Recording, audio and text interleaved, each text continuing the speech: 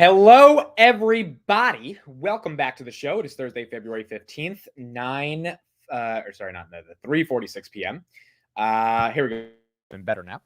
And we are here on Thursday, which is one day away from Friday to end out the week. And we've got a lot of earnings today. We've got a lot of earnings to discuss. We've got Coinbase. We've got Draftkings. We've got Trade Desk. We've got, what's that other one? Roku. We've got Doordash. So this is going to be an earnings extravaganza. Lots of stuff to talk about. We're going to be watching or listening to Coinbase's report. That's the most interesting one to me. And I'm really interested to see kind of how the market interprets it. SMCI, folks, is at $994. We hit a tie of, I think, $997 today. At this point, I kind of give up. It's getting ridiculous. In the morning, if you were there for the morning open, what price was it? It was at $927 in the morning, and now it's at $995. I mean, it got so bad that I was going to do this. And you would know what I'm about to do if you followed me on Twitter. I'm going to put the Twitter in the description or in the chat again, so you make sure you follow me there. But this is what I was going to do today, okay? This is what I was going to do. You guys see this? I was going to do this today. I was going to buy 100 shares of SMCI. I was going to spend $95,999 on SMCI. I got tired of it. I was going to do it. And I would have been up on that money. Right now, it's basically at $1,000. Now, I was going to do it, okay? And I kept getting this stupid notification from Robinhood that says you don't have enough buying power. I don't understand what that means. I have plenty of power to buy. In fact, all you have to do is press two buttons. So you don't really need that much strength. You don't need that much power to buy. So I had the buying power, but Robinhood just didn't let me continue to do it. But I was ready to do it because at this point, at this point, this is just stupid. At this point, this is ridiculous. At this point, this is getting annoying. Chana says, hi, I just finished watching your morning opening. Great content. Thank you for being here, Chana. Let's read off some names, and then we'll get into the market close. Prado Man, Valerio. I'm sorry. I saw your comment today on Substack. It's not Valerio. It's Valerio. So I got you. Thank you for being here today. E.T., Ben, Razzle, Madam, Tattooed Investor, Cameron, David, I Show Sad, Kent, Puzzle, Joshua Thomas, Ray, Billy, Jack, Eeyore was right. Dragos, Drew, Chris Jones, Breakfast Pizza, Oriello, Golf Channel, Master Gona, Broccoli Bob, Austrian Campier, Sandy, Ale, Smoothboy AD. Thank you all for being here today. Smoothboy AD says Robinhood was saving you from a heartbreak. I don't know, dude. I think it was saving me from having a fun time because SMCI right here is at $996. We got a Bank of America upgrade this morning. And that Bank of America upgrade was to $1,040 a share. Let me just read that real quick, and then we got a bunch of news to go through. But this was the upgrade we got. SMCI initiated at a $1,040 price target. The firm thinks the provider of a server and storage solutions will be a beneficiary of AI-driven demand growth and believes the market for AI servers is much larger than factored in street models. The firm expects the market for AI servers to grow on an average by 50% CAGR over the next 3 years. And then we get a little bit more in-depth reading from Bank of America on this 1,040 price target. I put that tweet in the chat if you want to read the entire tweet yourself. Now, I also had a comment from someone on the Market Open stream who said to me, they are an MBA and they did a DCF model for SMCI, assuming 80% growth for at least the next 2 quarters, 30% for 4 more quarters, and 20% for the next 5 years. The price should be $877. So if we trust the MBA who did a DCF model for SMCI, then that company going up 250% in 5 weeks is more than normal, and going up 900% in less than a year is more than normal.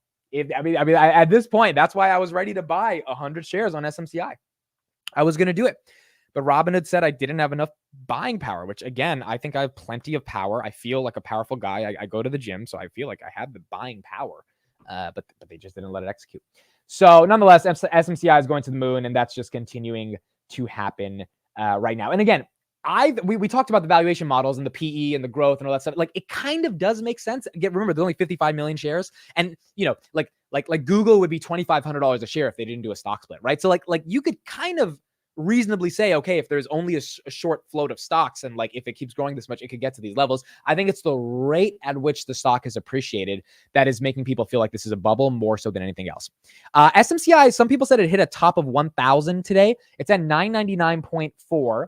Let me see here. Yeah, the high today on Robinhood is 999.69. So some people said it hit 1,000, at least not on Robinhood. They're not saying that it hit 1,000.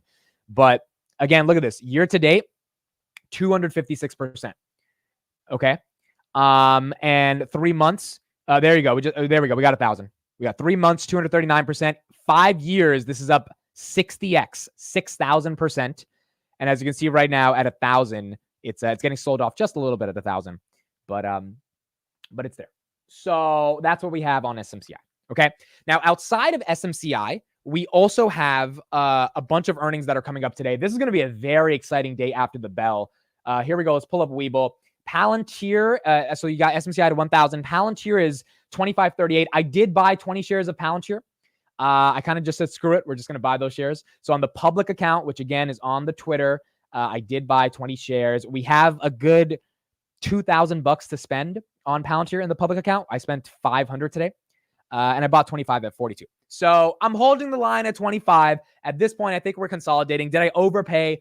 I probably overpaid. Maybe I underpaid. We'll see in the next couple of days. I have a feeling we're going to see a little bit of a pullback on Palantir because I don't know if this run can keep going. Like at this point, it's getting a lot, not really Palantir, but just the entire market. So I think Palantir will, naturally pull back with it. But even that pullback is 23 max pain, 22. At this point, we've consolidated. So as Luke Francis says, you're crazy buying Palantir today. This is a crazy price. And don't follow me into this. This is stupid. I did this kind of just for fun, right? This is public money. This is not like, this is money that I basically said, we're going to just buy this stuff just to DCA into it, DCA down. Like we're just going to put this money, whatever money we get from Twitter, we're just going to dump it into Palantir. And it doesn't really matter what the price is. Tesla just hit 200. Wow. Tesla just hit 200. 218. It's up 6% on the day. Now, one quick thing about this Palantir buy. The thing I didn't show in the screenshot, and I got really annoyed at this. Public.com, the app I used for this, I just needed a different brokerage other than Robinhood to have a different account. They asked me to do a $7 tip for like the market or whatever. And I clicked no, but then I had to go answer a text. And then when I went back to my phone, the order got disrupted. So I had to make the new order and I forgot to click no. And they charged me $7 to execute this stupid order for Palantir. So if anyone's listening from public, I don't know why that's the default thing that you've picked. Obviously the default thing is so you get more money, but I don't want to tip the market. Okay. I don't want to I don't want to tip the brokerage either. Do I have that real screenshot? Yeah, it's a one-time tip. That's what they call it. Look at this. They call it a one-time tip. I don't care about tipping you guys, okay? You guys are already getting my money. So I'm sorry that your business model needs tips. Maybe you should use some payment for order flow. That's what Robinhood does, and that's why they're growing. But we're not doing this tipping nonsense. So I was kind of pissed off. They took $7 for me to make a $500 purchase. I think I know what it feels like to be Canadian now. And buy equities in Canada. But I was like, what, dude? A one-time tip? Get out of here. No, you're not getting a tip for me to buy equities. The Robinhood changed the game. We're not paying for equities now. This is a new world. So that was really annoying. And I wish it's not the $7. It's just like, why did they take $7 for me to buy stocks? Like, I'm not used to that, dude. I'm not from Canada. Like my shit is free. Okay. So next time we got to make sure we unclick that button. Okay. Tesla, $200, up 6% on the day. It seems like the Tesla dip was officially $181.06. That was the Tesla dip. If you missed it, too bad. We're here back at 200. Now, I think we might end up, I don't know if we stay at this $200 range. I think this bump is a little weird. There's no fundamental reason for Tesla to be up right now. In fact, it's all kind of based on maybe Elon having some passive stake in on that 20.5% versus 13% based on what we saw in the 13F filings. So this feels kind of weird. It also just feels like the market is pumping. That's why Tesla's pumping. S&P right now is at 501. So there you go. When you get above 500 on the S&P, you got Tesla hitting a $200, up 6%, and then SMCI 13.74%. Now, will the Tesla thing last? Probably, because now what's going to happen is there's going to be a shit ton of FOMO. A lot of people that are like, oh my God, Tesla's the most important company in the world. They're making the Optimus robot, the FSD, the robotaxis, yada, yada, yada. Elon's going to eventually get his compensation package. I missed it at 180. It's going to go back to 400. I got to get it at 200. That's probably what's going to happen. And so, maybe this is a short-term pullback that happens in the broader markets, but on Tesla in particular, it had its dip for really a month, right? Falling to 30% year to date. Now, Tesla year to date, I only think is down about 10%. Tesla year to date now, we got 4 minutes till the market closes, is it's down 19%. So it was down 30%, now it's down 19%. Has a little bit more room to run, but we'll see if it we'll see what ends up happening here. Nate says, totally disagree. Look at the chart. Tesla's on a long downtrend. Yeah, and that's why I think Tesla could, come back to where it was, right? The charts are not pretty on Tesla, but I also think the FOMO is going to kick in, just like the FOMO is going to kick in on Palantir, right? At 25, do we really think this is institutional? No. The volume, by the way, has died off. Volume today is 61 million. That's nothing, dude. Volume, we've been doing 150 million the past 5 days. The volume's dying off. This is not institutional volume at all. I mean, maybe there's some, right, but like this is retail. We don't get 61 million volume on a day yesterday we had 107 million, the day before that 140 million, the day before that 220 million. So volume has died off. The fact that we maintain 25 means that retail is coming in and they're buying at 25. They have FOMO. They thought they missed Palantir. And maybe that's a good price. Maybe it's a bad price. We'll see. But I think the same thing could happen with Tesla, where that volume comes in and people end up spending $200 a share to accumulate. So we'll see what ends up happening there. For the win says Tesla 500 by end of year. I think Tesla could go to 300 end of year. 500 is a little tough, but 300 I think is possible on the back of rate cuts and just a broader market cycle getting better. Google's still down 2% for the day. Google's taking a beating today, and Google is still down. Bitcoin also took a little bit of a drop. Yeah, Bitcoin 51,805. It was at 52,806. So it took a bit of a breather. Uber's up another 3% after yesterday, 3 minutes until the market closes. Disney is up about 1%. SMCI, $1,013. NVIDIA, I actually haven't checked it all day.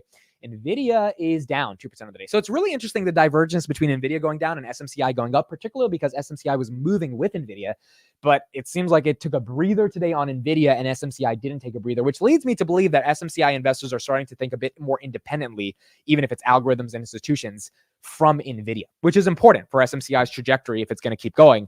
But it also might mean that people start thinking, hey, we can sell it off even if NVIDIA goes to the moon, because it's not necessarily directly correlated with NVIDIA. CleanSpark 1725 down about 3.35% of the day. Coinbase 165. This is going to be the most exciting earnings of the day, in my opinion, at up 3.4%, because either it goes down or it goes up. And to add a little bit of more nuance and color to that analysis, either Coinbase says that the Bitcoin ETFs are not taking away from the retail trading volume, which is where they make the percentage of their money in terms of fees off of crypto transactions, or they have to be honest and say the ETFs have been taking away a bit of volume. If that's the case, I don't think the market's going to like it, dude. I really don't think the market's going to like it. It's already up 5x. They also better produce a profit. If Coinbase does not produce a profit, that's not going to be good for the market. And so we're going to need to see a lot of stuff happen from Coinbase in order for this earnings to go well. Let me pull up Trade Desk IR, Roku IR, Coinbase IR.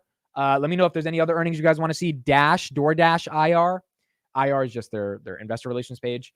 And then what's the other one? Draftkings IR. Also, let me know if you're in any of these stocks. Trade Desk, Roku, Coinbase, Dash, and Draftkings. I'm not in any of these.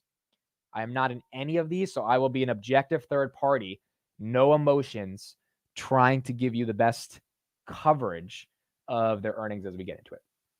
Oh, Toast. I forgot Toast. Yeah, Toast earnings as well. This is like another fintech. So we'll see if they have the fate of some of the other fintechs that exist. All right, folks. It is officially Thursday, February 15th, 4 p.m. The stock market is now closed.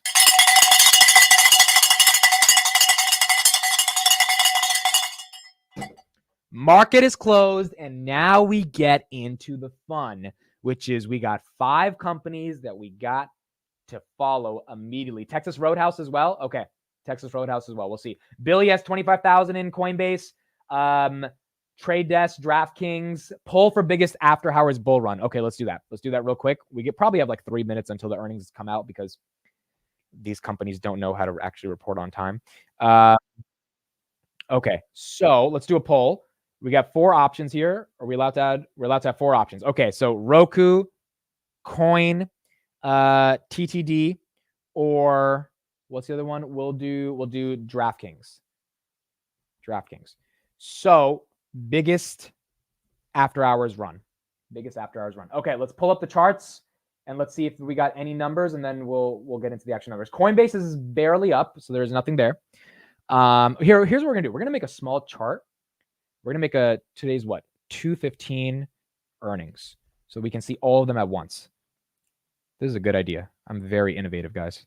Okay, so we got Coin, then we got DraftKings, then we have Roku, then we have Toast, then we have I just said it.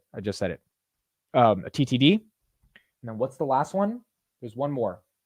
Doordash. Okay. Dash. So here we go. This will be our watch list, and we're going to stay here, and we're going to, all of them are on the left-hand side of the screen. Okay, I'm pulling up the earnings. I'm pulling them up. You guys are saying Coinbase beat. I'm pulling them up right now. Here we go. Earnings. Let's go. Let's see. Coinbase, I'll start first. You guys can look at the left-hand side screen. You should see the numbers there. So Coinbase numbers on their website are not out. So I'm going to go to Twitter, and we'll just use this on Twitter. All right, so coin on Twitter. Let's see. On Coinbase on Twitter, I don't have anything yet. Where's the stock on Coinbase? Coinbase is up 2%. Trade Desk is up 12%. There you go. We got a runner. Trade Desk is running. Okay, so we got Trade Desk there. We got Trade Desk running. 13% on TTD. We got Roku down. Oh my God, Roku's down 16%. Oh my God. Oh my goodness. That's not good. 15% now. DoorDash is flat. TTD is up. Coinbase is. I don't think the numbers out of Coinbase. It's barely up. These moves are going to be up or down to the. I think these are going to swing very extreme on all of these stocks. I don't think any of these stocks. I mean, maybe some of these stocks are flat, but like I think most of these stocks are going to run upwards or downwards. Okay, so Toast just laid off 550 workers. Okay, so Toast got some layoffs. They're trying to ease the blow. Kathy Wood and dude, Roku, that's bad. Okay, it's recovering a little bit. It's down 14%, but obviously the numbers are not good if it's down that much. DraftKings should be out in a second. Coinbase, I'm still trying to find the numbers. No, Coinbase is not out yet. Roku, let's try to see Roku numbers. Roku numbers must be bad, dude. I mean, for them to drop them 17% at the close. Roku numbers. Okay, Roku. Here we go. We got Roku. 984 million in revenue versus 960 million. So they beat on revenue. Q4 EPS. They beat on EPS. They only lost 55 cents. Investors thought they would lose 65 cents. Their guidance for revenue is 850 million in Q1. I think that's why they're tanking. They're down 10% now. I think that's why they're tanking. Trade Desk is up 17%. I'm going to try to pull up their numbers. Coinbase is still flat. Okay, so let's do Coinbase. So Roku, I don't know exactly why. I mean, maybe their guidance is not the best, but I don't know if those are the worst numbers. We got to dive deeper into that. Trade Desk. Okay, Trade Desk. Earnings is up 23% year over year, 1.95 billion. Net income, they're profitable.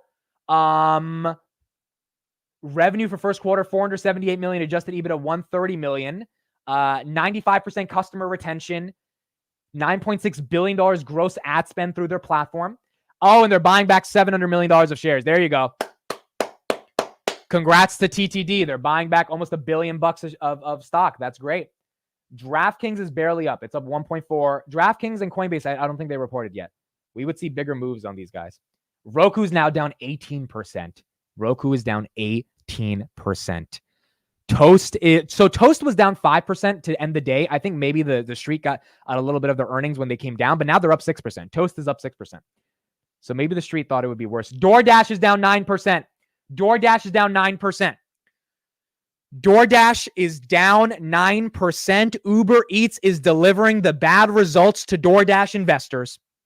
DoorDash is down now 5%. It was down 10%. Now it's down 3%. Now it's down 1%. Now it's down 5%. Now it's up 1%. Now it's down 2%. Oh my goodness. Okay, so DoorDash is conflicting. Coinbase still not out. Coinbase is the last one left, dude. What do you got, Coinbase? What do you got? I'm going to pull up the actual numbers on all these websites, but Coinbase is the one I'm looking for. Quarterly reports, Trade Desk. Okay, so we got Trade Desk. Boom. So the big thing for Trade Desk, guys, is 700 million in buybacks. That's the big thing. DoorDash, I'm going to pull up their numbers. Quarterly results, theirs is not up yet. Roku, I'll pull up their ones. And then DraftKings. We don't have any news on DraftKings, right? DraftKings is up only 2%. Coinbase is flat. Oh no, Coinbase is flat. Coinbase is flat. Oh, Coinbase is red. It's a little green, a little red. Okay, so I'm trying to get Coinbase numbers. Where is my thing? Okay. Dash is out. Dash is not out. No, Dash is out. Dash is out. Breaking, Apple's working on a competitor to Copilot. What? What the fuck? What is going on? Mr. Seymour Duck, can you put the link in the chat so I can pull that up? Oh my, that is a lot of news. Okay, so Coinbase is still not out. Draftkings is not out. Roku down 14%. Toast was up 5%. Now it's up 0.31%. Toast is flat. So maybe that's actually not out. Trade Desk is up 22%. Congrats to Trade Desk, dude. We're at 75 to 92. And now Doordash is down 2%. If anyone had some Trade Desk options, those are doing well. Those are doing very well. Those are doing very well. Applied Materials is up 15%. Coin down 20%. No, it's not. Coin is not down 20%. Coin is not down 20%. Is Open Door today? Is Open Door today? Is that the case? I'm going to add it just in case. Confirm or let me know in the chat if Open Door is today. Open Door is up 3%. Maybe they do have earnings today. Why is Apple down too much? Or why is Roku down? Because Roku is, I think their guidance is not the best, but I don't know why the street's taking them down that much. I don't know why. John, I just saw your tweet. About GitHub Copilot. Oh boy. Okay, so that's why Apple's up right now. That's why Apple's up. Why isn't Coinbase out yet, dude? Let me check Apple real quick. Apple is, wow, look at that. Apple's up almost 1%. It had a bad day and now it's up almost 1%. Look at that. Okay, Coinbase it's starting to go red. Yelp is today too. Okay, let me add that. Yelp is down 14%. Holy crap. Does anyone still use Yelp, dude? Do you guys use it for your food reviews? Like, I haven't used that thing in years, man. Let me look at their numbers real quick. Yelp. I'm still waiting for Coinbase. That's the one that is not out yet. Not on their website and not on Twitter. So Apple readies AI tool to rival Microsoft GitHub Copilot. That is the report from Bloomberg. That is very interesting. Apple is officially putting their name in the AI race. They're putting their name in the AI race. I mean, we knew that was coming. I didn't know they were going to go after Copilot, though. I thought they had a different way of doing it. Where's Coinbase? Where's Coinbase? Up, it's down. It's down. It's dropping. It's down. It's dropping. It's Titanic. Oh boy. Coinbase down 5%, down 4%, down 5.2. Maybe it's not that bad. No, down 2, down 1. Is it going to come back up? Is it not going to be as bad? Yelp down 14, Open up 1.4, DoorDash down 5, Trade Desk up 18. Now Coinbase is up. Now Coinbase is good. Coinbase is okay. The street has no idea what to do with numbers. The street has no idea what to do with these numbers. The street has no clue. Okay, I'm trying to pull up the numbers. I'm trying to pull these up, dude. I think we're looking for gap profitability, and we're looking for like 700 million in revenue, something like that on Coin. No, it's not out. It's still not out. It's still not out. Still not out. Maybe the terminal got it, but the public did not get it. No one on Twitter has it. Nobody has it. Where's Coin? Oh, Coin's down 5%. There you go. Nope. Now it's down 3%. Dude, it's just this one. The street, I feel like they reported some numbers that are so mixed right now. It's definitely not an amazing earnings. Otherwise, this thing would be popping. It's like, you know what the street's doing right now? They're flipping a coin and it keeps showing up as heads or tails. They don't know which one to pick for Coinbase.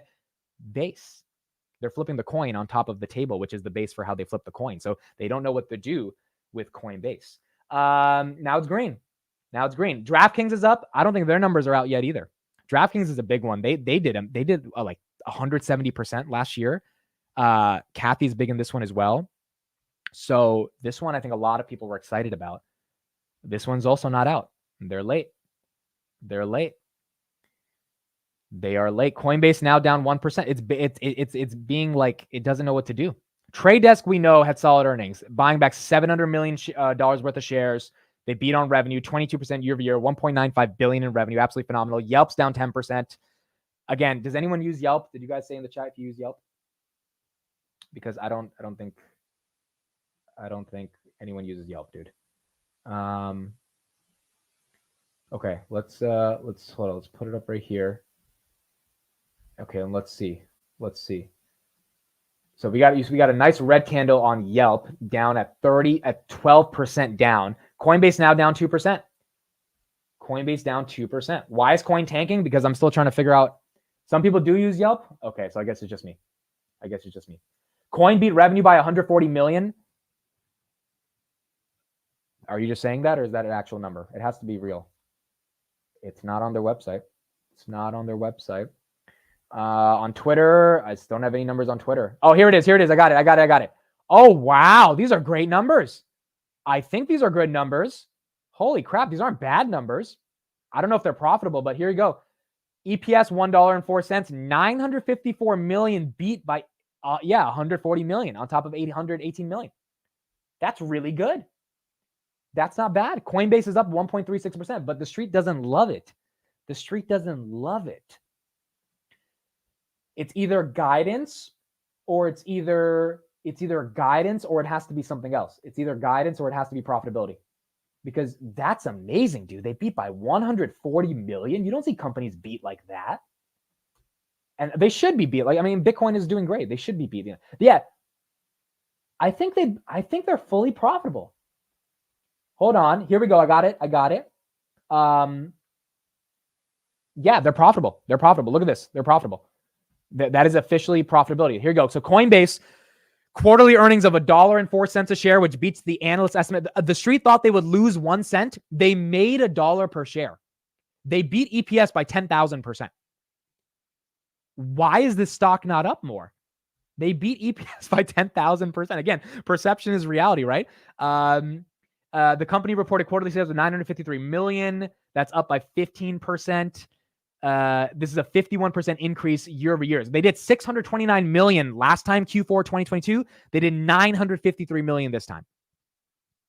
This is not bad. Why isn't it up? No, seriously, why is Coinbase not up? That's so weird. What does Wall Street want? Now, granted, Coinbase went up 5x over the past year, so I understand why the street's a little hesitant to buy it. But usually, when you get numbers like those, are smackdown numbers. Those are good numbers. You would see some more momentum. Let's go to CNBC. Let's see if they're commenting on this one. See what they've got to say.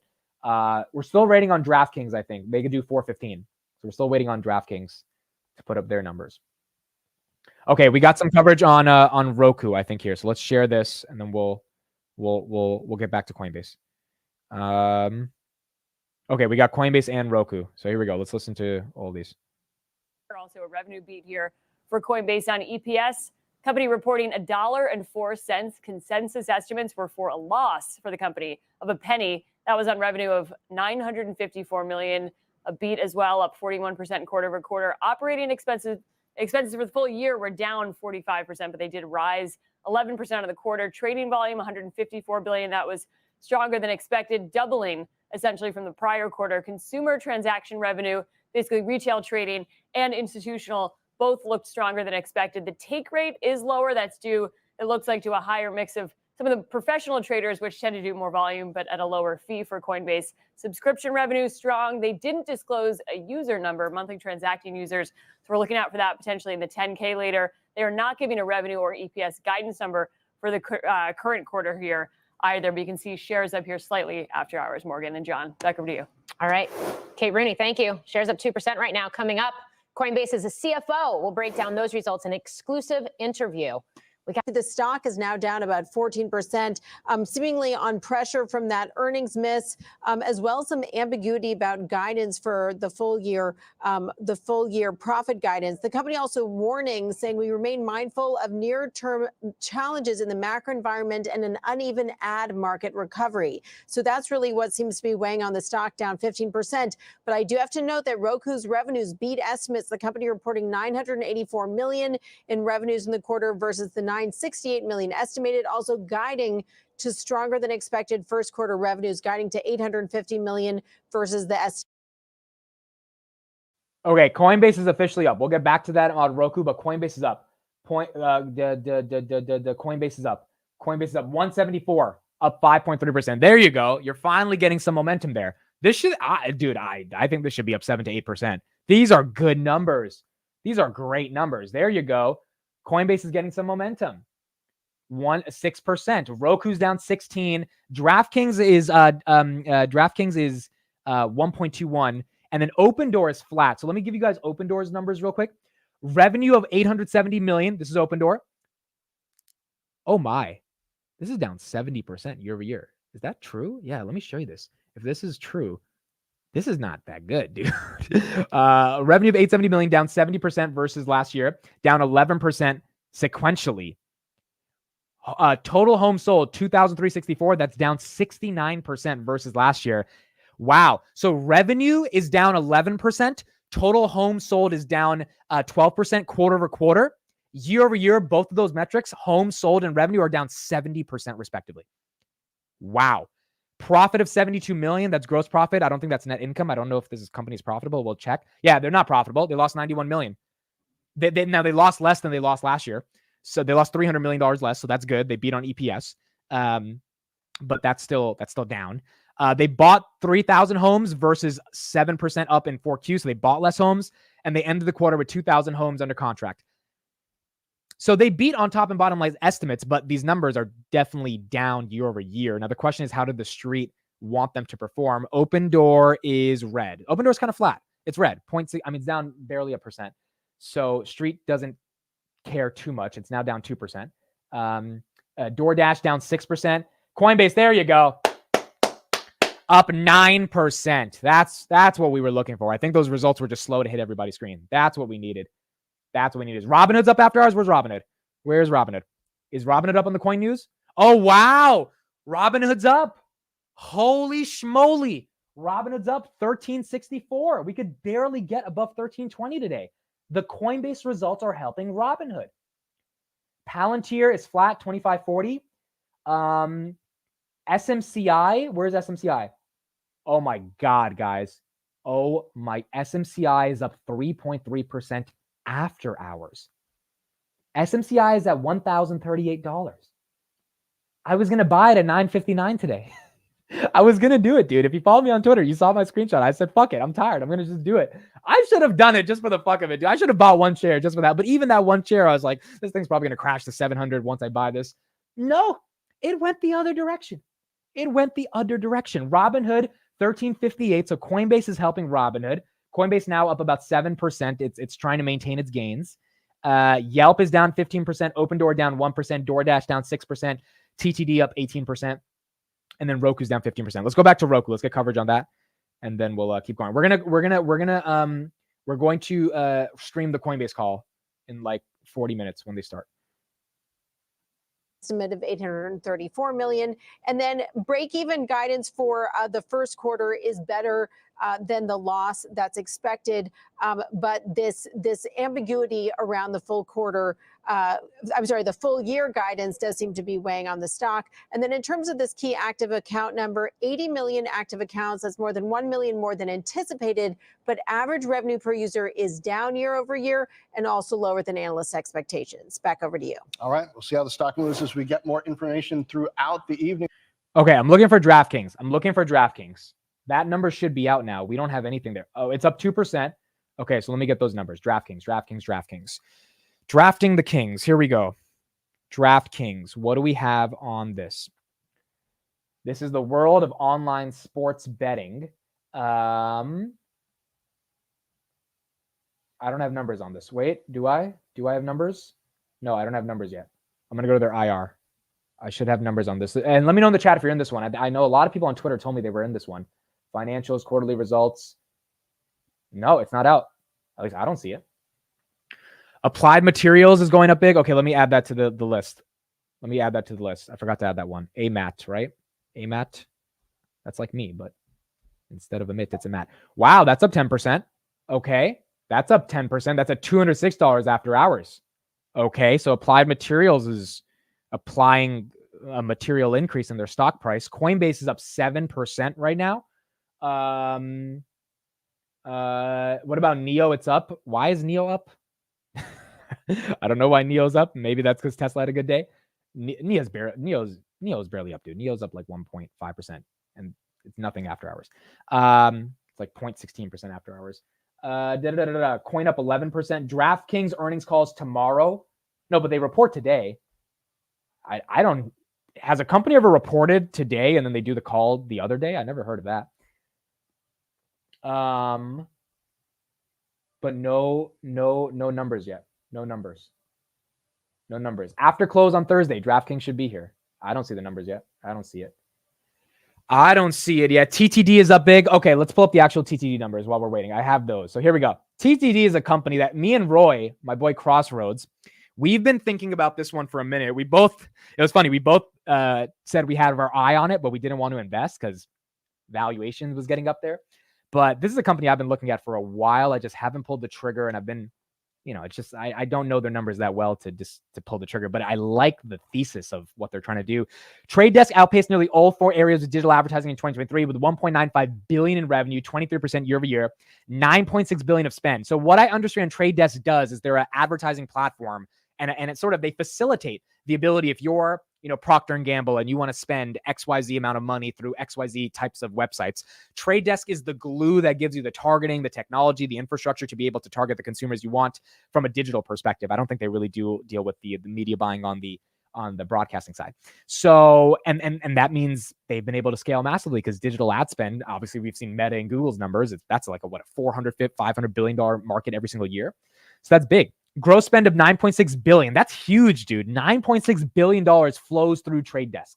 That means instead of people going to Meta, they go to Trade Desk with that $9.6 billion. And maybe Trade Desk spends it on Meta ads, but the point is they come through Trade Desk for a reason. Retention, 95% year over year for their customers. They got a ton of awards they're announcing.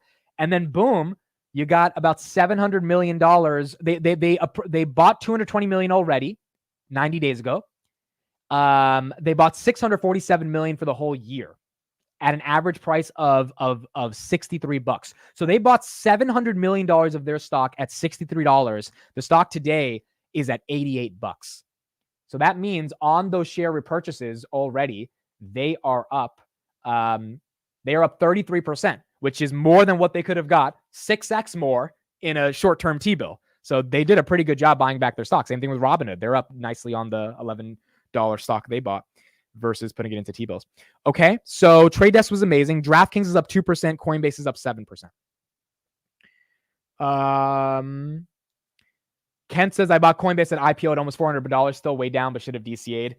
Yeah, dude, Coinbase is at 400. It was just tough, dude. A lot of people bought it at, even Jim Cramer thought it was going at, when it was at 425, he said he likes it at 450. So everyone was sipping the Kool-Aid. I wouldn't feel bad about that. But obviously things have changed so much, right, since then. SMCI, where's SMCI? It's still running. SMCI, dude, I've said the letters SMCI more in the past 2 weeks than I've ever said in my life, dude. I never thought about putting the letters SMCI together, and now I have nightmares about these fucking 4 letters. 1,027, up 2.37% after hours. Robinhood's dying down a little bit at 1,350. CleanSpark's down 1,710. Nvidia's up a little bit. Palantir's up a little bit. By the way, guys, phenomenal consolidation on Palantir. I think we are, dare I say it, in this 25 range, and we can maybe go to 23, 24, whatever, but I don't know if we're seeing 20s again, dude. I think we're ready to mature into a real adult, get a fucking mortgage, get a wife, get some kids, and we're going to enter the 30s. Okay. Right now we're in this 25 era. We're having some fun, but we might start to mature a little bit and get to the 30s. IWM, Russell 204, Snowflake 233. SoundHound is up 66%. Nvidia invested $2 million in these guys in fourth quarter. They had to disclose that today. So that's why these guys are up 66%. And then, all right, let's go back to the earnings plays. Coinbase up 7%. Draftkings. Oh, wow. Draftkings down 9%. There you go. The numbers hit. The numbers hit. The numbers hit. The numbers have hit. KT Richardson says Coinbase should have a 20% day tomorrow. I think so too, but I'm afraid the street is scared that they've already run it up so much and they're not giving it at the premium right now. So we'll see what happens tomorrow. But DraftKings is down. Okay, so let me get the numbers for DraftKings. DraftKings is down. DraftKings is not up. DraftKings reaches pact to buy Jack Pocket for $750 million. Okay, so I think they announced an acquisition. Yeah, DraftKings is buying Jack Pocket for $750 million. That's why they're down, I think, because whenever a company does an acquisition, they sell off because they have to spend a shit ton of money on another product. But that's okay. That's a good reason to sell off because if that product integrates well, then that's going to be beneficial. But for short-term options, that's not the best. What is Jack Pocket?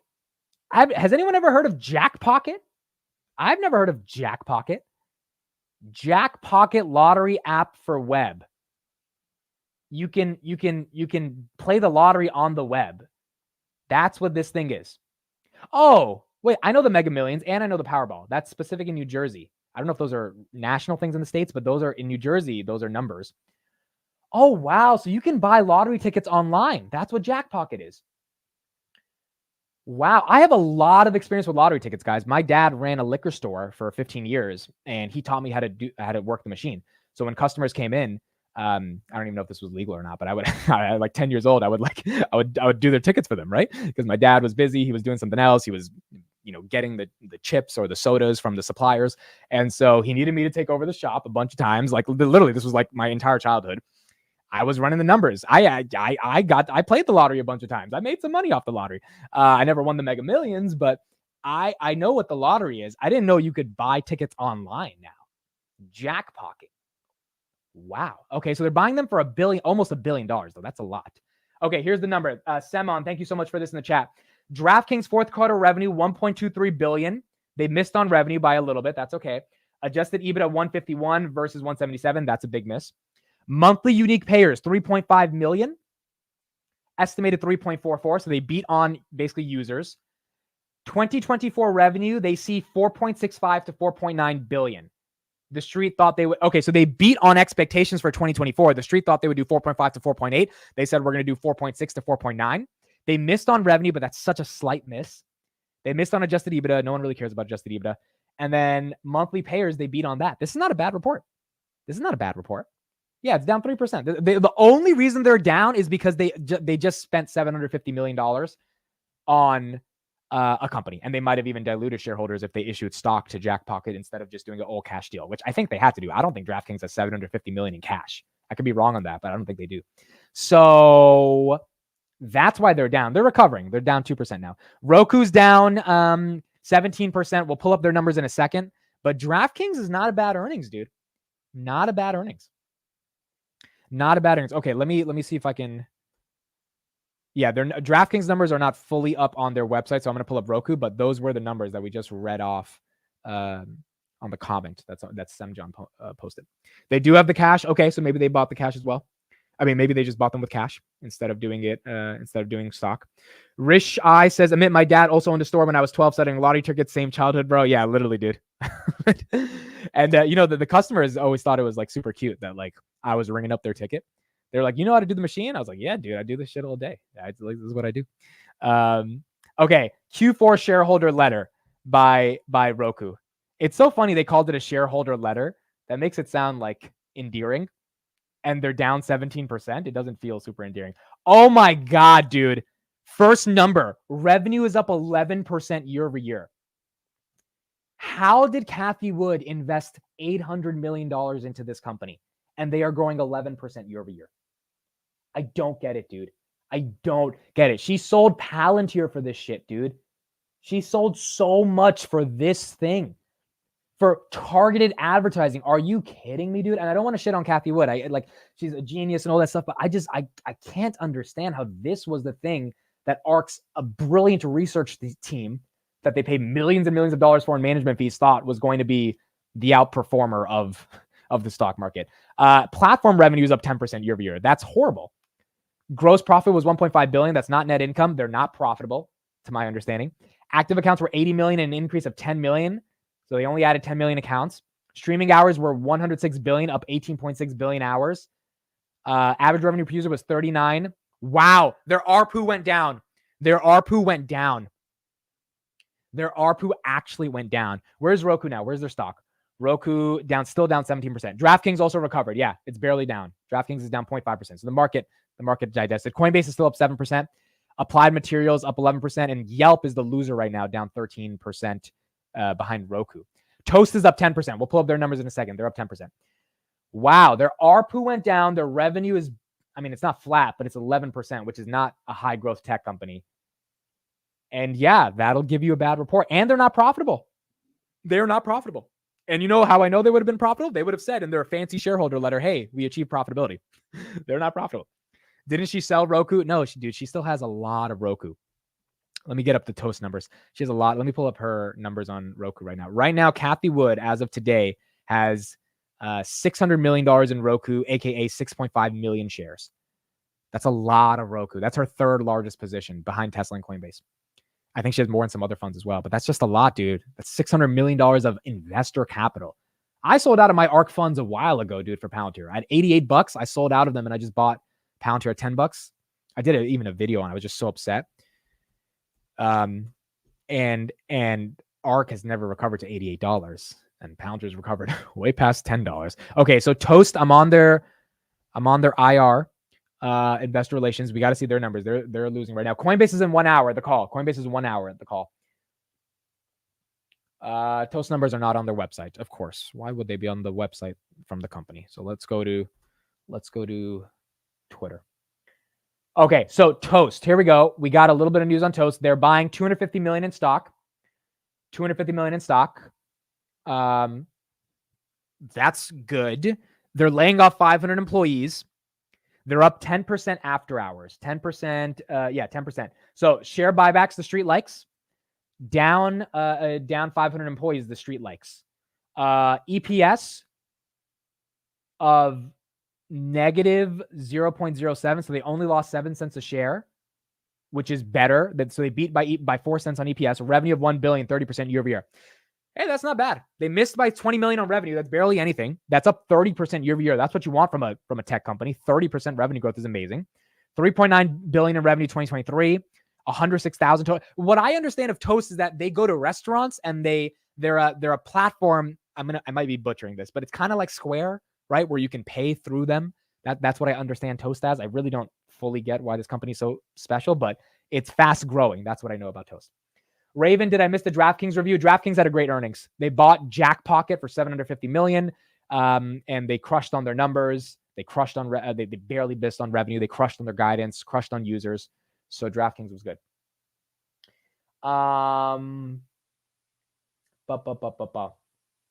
Yeah, so I guess Toast is good. Laid off employees, did a buyback, and you beat on revenue, or you missed on revenue, but it's up 30% year over year. That'll do it.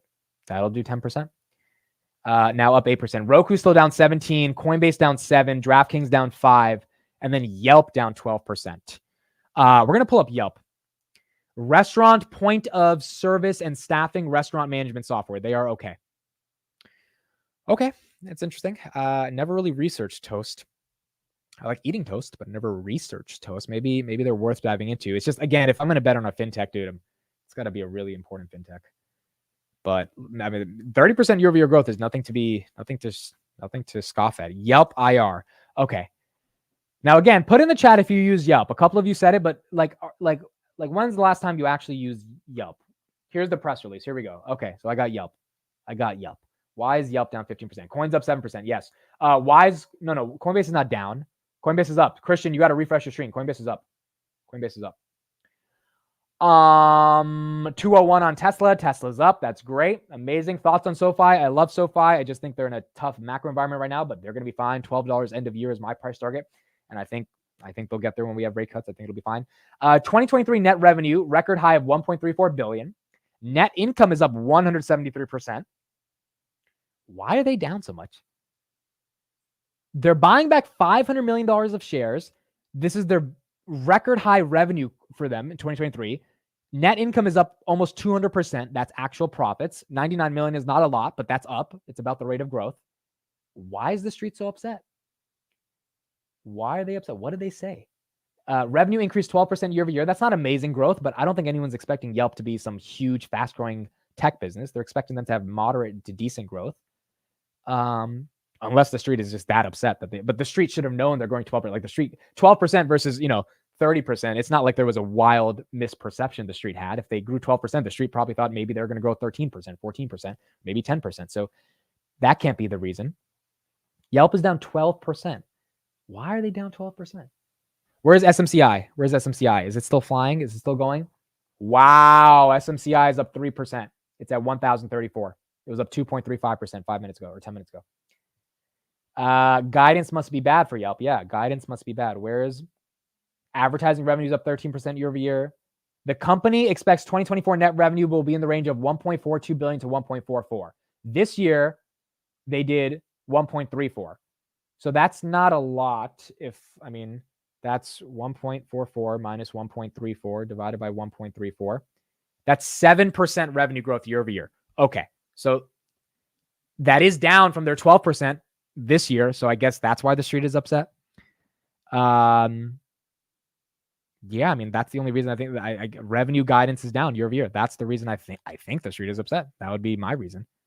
I think that would be my reason. Let's go back to CNBC, see what they're saying, and then we'll get back to this. Julia, thanks. And Toast earnings are out. Kate Rogers has those numbers. Kate. John, and that stock is flying after hours. It was up nearly 18%. So Toast, a better than expected quarter here. Small and expected loss at 7 cents per share. That's better than the 11-cent loss per share that analysts were projecting here. Revenues also better than expected, 1.04 billion, higher than the 1.02 billion analysts were looking for. The company's board authorizing a share repurchase program for up to $250 million of its stock. And the company also confirming those layoff plans that we reported on earlier today, saying that it is a restructuring that will impact 550 workers. This restructuring plan will be finished by the end of 2024. And as you can see, the stock is higher by more than 12% now. Back over to you. Kate, thanks. Mike Santoli, at least initially, a few stocks after hours here in overtime seem to be moving a lot on EPS versus revenue. Yep, that definitely, especially because you've had a pretty good delta in some of these EPS reports on companies you weren't sure were going to make it. The Coinbase number, I mean, obviously it was almost perfect conditions in the fourth quarter. There was that big revival of interest in Bitcoin. Prices were up a lot. So you did have a lot of it fall to the bottom line. I think the big question is, what's a real run rate of normal business? Because year over year, for the full year for Coinbase, big drop in revenue over 30%. So an interesting response there. Seems pretty contained, up 2%. And then these smaller names, you know, attempting for scale is the way I would put it. And Doordash, I know you gave the context. They're guiding for another $1 billion to $1.2 billion in annual stock-based comp. It's a little bit of a tough treadmill to walk when you're in that situation. We forgot about Doordash, guys. We forgot about Doordash. So he just said they're guiding for $1 billion in stock-based comp, which is insane. Let me pull up their numbers right now. Doordash is down about 5%. How are you doing $1.2 billion in stock-based comp, dude? That's insane. That is insane. I don't have their numbers on their website. I have to go to Twitter. That's ridiculous, dude. Why is there that much stock? Doordash. Okay, they did 2.3 billion versus 2.24 billion in revenue. EPS, they lost 39 cents a share versus 18 cents. That's why they're down. They lost way more money than they thought. They lost way more money than the street thought. By the way, Palantir, 52-week high after hours. 52-week high after hours. Let me pull up Doordash. Doordash is down 10%. Yeah, dude. They're going to do another $1 billion in stock-based comp, and they lost 39 cents a share versus 18 cents. That's a pretty bad miss on EPS, even if they beat on revenue. Again, that's like how much money at the end of the day the company's losing. That's what, almost 20 cents more than what the street expected, 11 cents more. Coin going off right now. Where's Coin? Oh, wow. There we go. Coinbase, 11%. There you go. Money's coming in. Remember, 52-week high is 187. Now it's at 183. 52-week high is at 187. Now it's 183. So DoorDash missed by 20 cents on EPS. That's why they're down 10%, and they're doing another $1 billion in stock-based comp. They're not profitable. This is why, again, Robinhood, Palantir, these companies being profitable is so important in this macroeconomic environment. Coinbase up 11.5%. They're going for that 52-week high, or that 2023 high that they had. There you go. There you go. Thank you, Albert, for the CHF20 super chat. If you're buying SMCI tomorrow, I will buy 100,000. What do you think? Please be very careful with SMCI. I am not buying it. I was saying it as a joke. The whole point was it was a joke. I'm not touching that thing. I don't care. I missed the run. It's whatever. It is what it is. It can go to fucking 35,000 now. The FOMO is gone. At some point, it's just, again, it's like the Joker that's getting punched in the face and that's laughing in the Dark Knight. You just laugh. Like, you don't chase at this point. Now you just laugh. You're in it. You're laughing. The shareholders of SMCI get to decide where the stock goes, because if they choose not to sell, this thing's going to keep going higher. Demand's just going to keep chasing it until one day the thing collapses. And maybe that day happens. Maybe it doesn't. But I'm not going to be part of that story. I'm not doing that. So we'll see what happens. Mario says, I'm about to FOMO in tomorrow, dude. There's only 55 million shares. So the street is depending on people like you that are going to FOMO into this. I mean, and so the question is just, who ends up FOMOing correctly or not. Are you excited about Coinbase because of Hood and Clean Spark options? That's what Kelly says. I mean, not really for Robinhood or, oh my God, Robinhood's up 1.1%. It's not really because of Robinhood. It's more so because of the broader market around crypto, right? So like, yeah, it should help Robinhood, but for Coinbase, I'm more so curious, are the ETFs affecting them?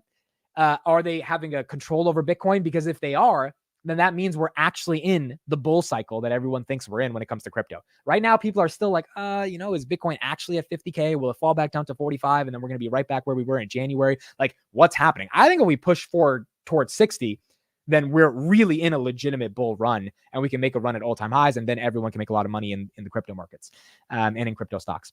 But for Coinbase, it was really a question of like, does the street believe that narrative is going to happen? Because again, Coinbase is up 11%, not just on their numbers, because the street believes that there is a world in which Coinbase just accelerates along with crypto appreciation. And so you've got to have, Coinbase can't be $40 while Bitcoin's 70,000. That doesn't make any sense. So a lot of these things have to happen at the same time. And then obviously CleanSpark and Robinhood hopefully do well as well when that happens.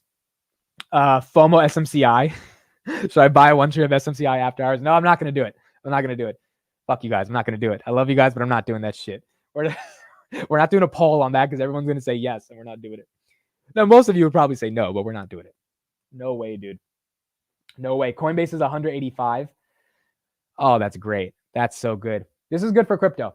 This is good. Now, granted, the earnings call, they got to make it very clear exactly how they are going to navigate the rest of the year, but we'll see. We'll see. SMCI 1031, up 3%. Kelly says do it. No, Kelly, you do it. You're the fucking ecom superstar, 7 figures millionaire. Like, we need you to buy some SMCI and tweet it out. Like that would be a tweet that gets some views, dude. Anyone who wants to grow a little bit on Twitter right now or get some views, just buy SMCI and tweet it. Because you will get hate comments and love comments. All the SMCI bulls will be like, yeah, bro, keep buying. We're going to 2,000 because they want you to be exit liquidity. And then all the haters will be like, this is the dumbest person in the world. They have no understanding of markets, yada, yada. But to those hate comments, you can say, actually, mother effer, they're growing 103% year over year. They're only trading at 4 times revenue. Their PE is only 36. You're going to pay Apple for a 30 PE, but you're not going to pay a company growing at 103% of 36 PE. There's a good argument you can make against the haters on SMCI. But I'm not going to be the one to buy this shit. No way. No way. SMCI options are more expensive than SPY. Yeah, I would imagine. Crossroads says don't do drugs or chase due to FOMO. Yeah, chasing FOMO is basically like doing drugs. Okay, the poll I said biggest after hours run. 53% said Coinbase, 12% said TTD, 29% said Draftkings, 6% said Roku. Coinbase ended up winning, so the 52% that said Coinbase, that was correct. That was correct. Let's go back to CNBC, see what they're saying, and then we'll move on. Okay, we got more earnings. Dropbox. Bertha Coombs has the numbers. Hi, Bertha. Hey, Morgan. Dropbox beating on the top and bottom line, earning 50 cents a share. The street was looking for 48 cents, 635 million in revenues versus 631 million expectations. They finished with 18.12 million paying users, a little bit light, but better than expected revenue per user at $138.83.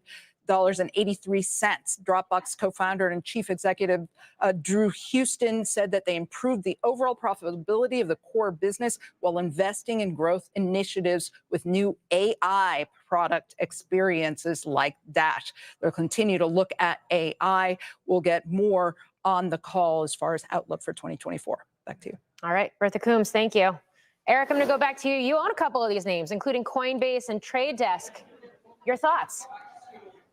Well, what's interesting about those two, also Draftkings is reporting tonight, Open Door, I own those two as well. All these companies, they're on the verge of profitability. And, it's not a direct comparison, but last year, a lot of people were grumbling about Uber.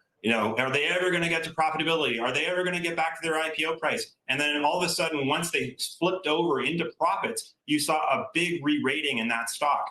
I own all these names partly on that thesis because Coinbase was massively profitable when they first IPO'd a few years ago. And so this shouldn't surprise people based on the transaction revenue. But I think it's going to take some time for people to adjust and say, hey, what's this thing worth? They've got a lot less competition now than they used to 2 years ago, 3 years ago.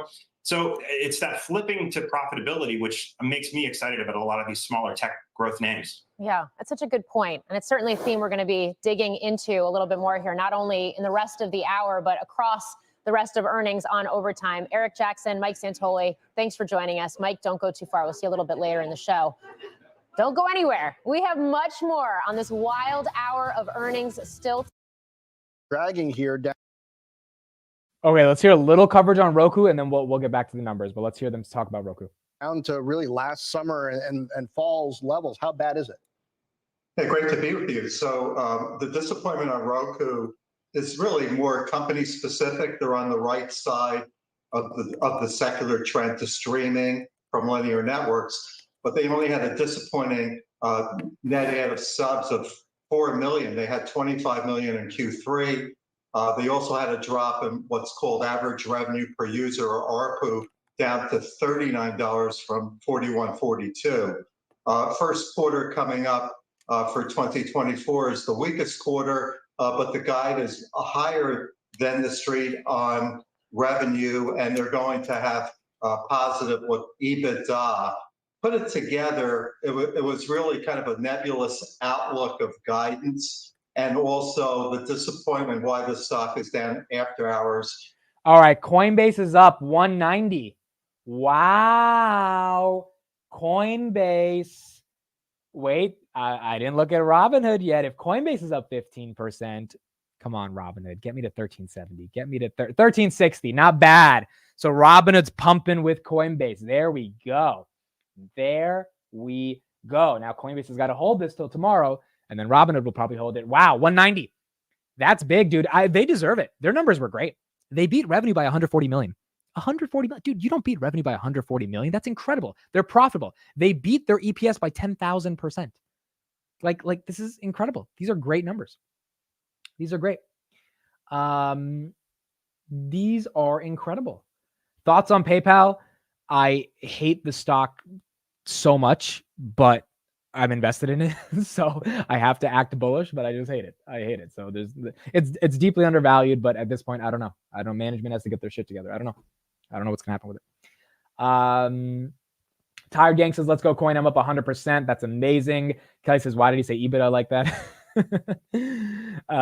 Let's not talk about PayPal. Oh my God. My coin average is 51. Yo, who has Coinbase in the chat? My boy has Leaps that he bought at Coinbase at $45. I'm going to text him right now. He must be printing. SMCI is up again, of course. Yeah, dude, Coinbase must be doing its thing. Coinbase for his Leaps must be doing its thing. 190 right now on Coinbase. I have 100 shares of coin. What's your average too? What's your average as well? I put all my cash in Coinbase today before earnings. Aditya, that's the most degenerate thing ever, but still, congrats to you. That's awesome.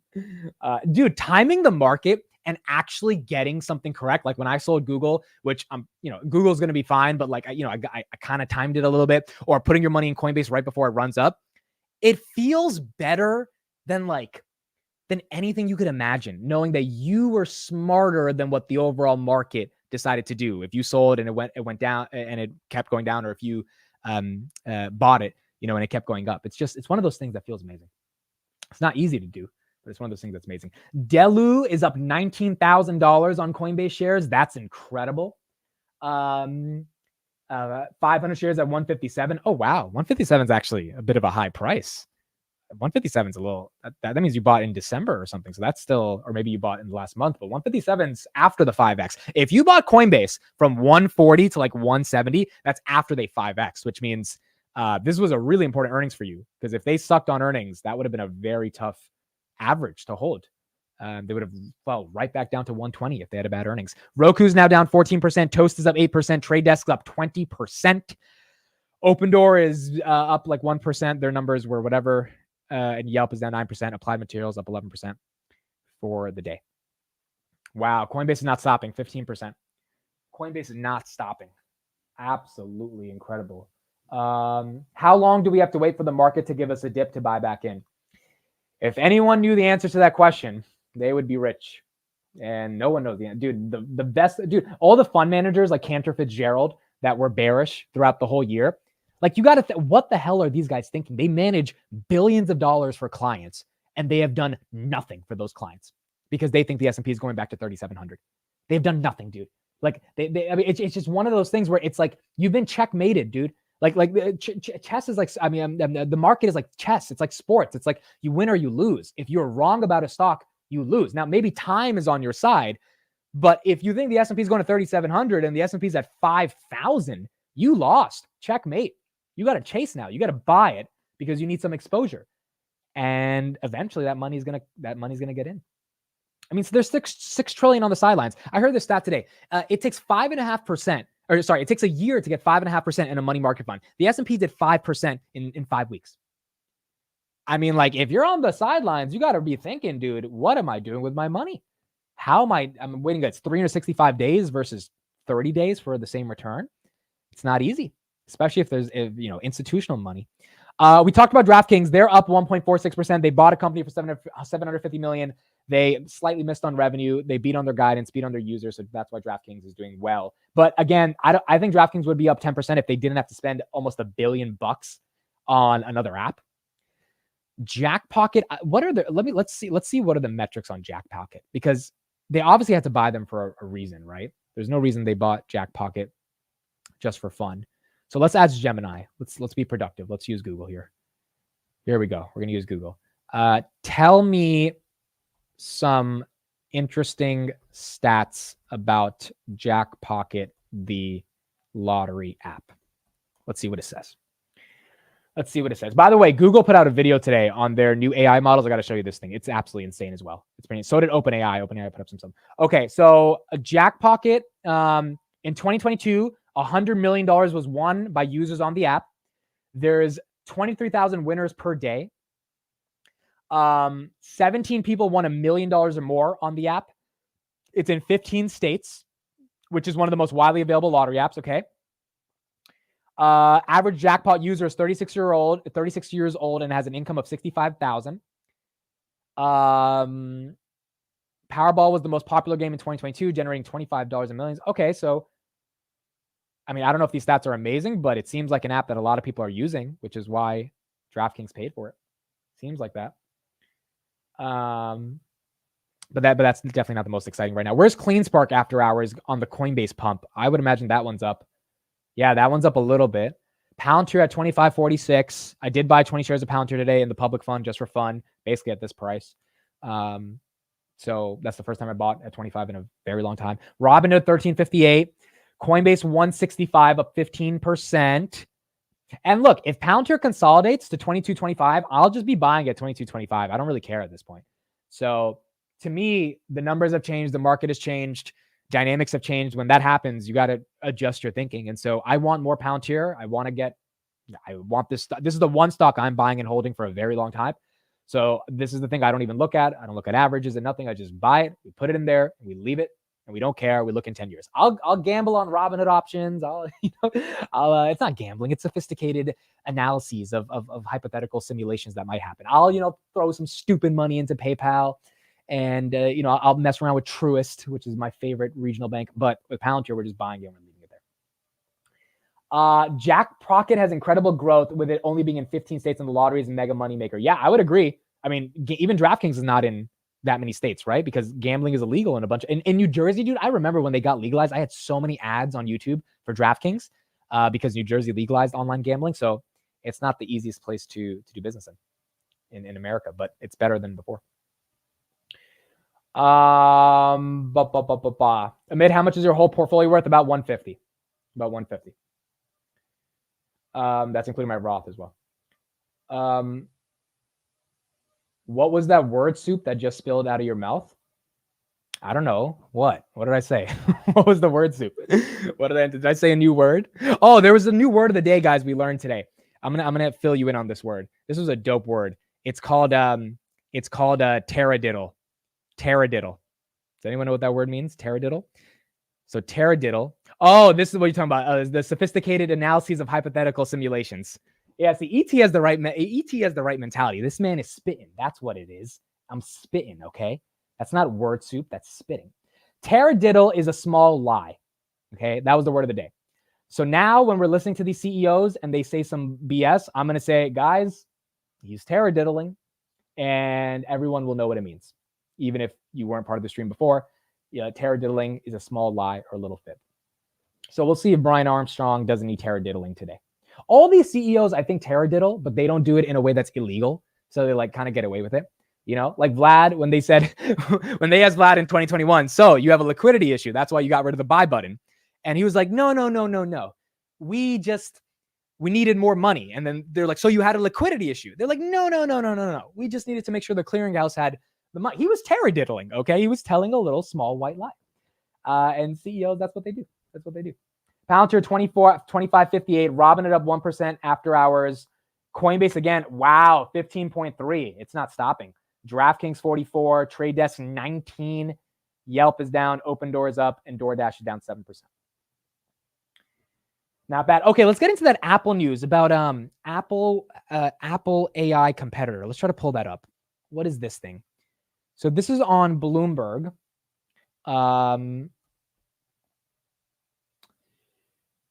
Okay, so I thought I had a Bloomberg subscription. I guess I don't. Wall Street Journal, Apple AI. Did Wall Street Journal talk about it?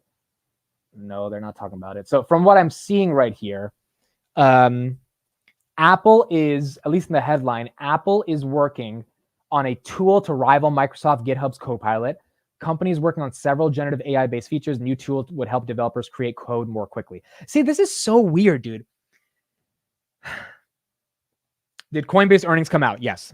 They crushed it. They beat on revenue by 140 million. Apple has not designed like consumer subscription software in a very long time. Like Copilot on GitHub with coding.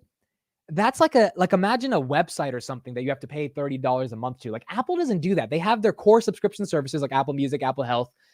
This would be a very interesting world in which they get into the LLM race. Now, I doubt they would be using GPT because then they would be fueling Microsoft's pockets.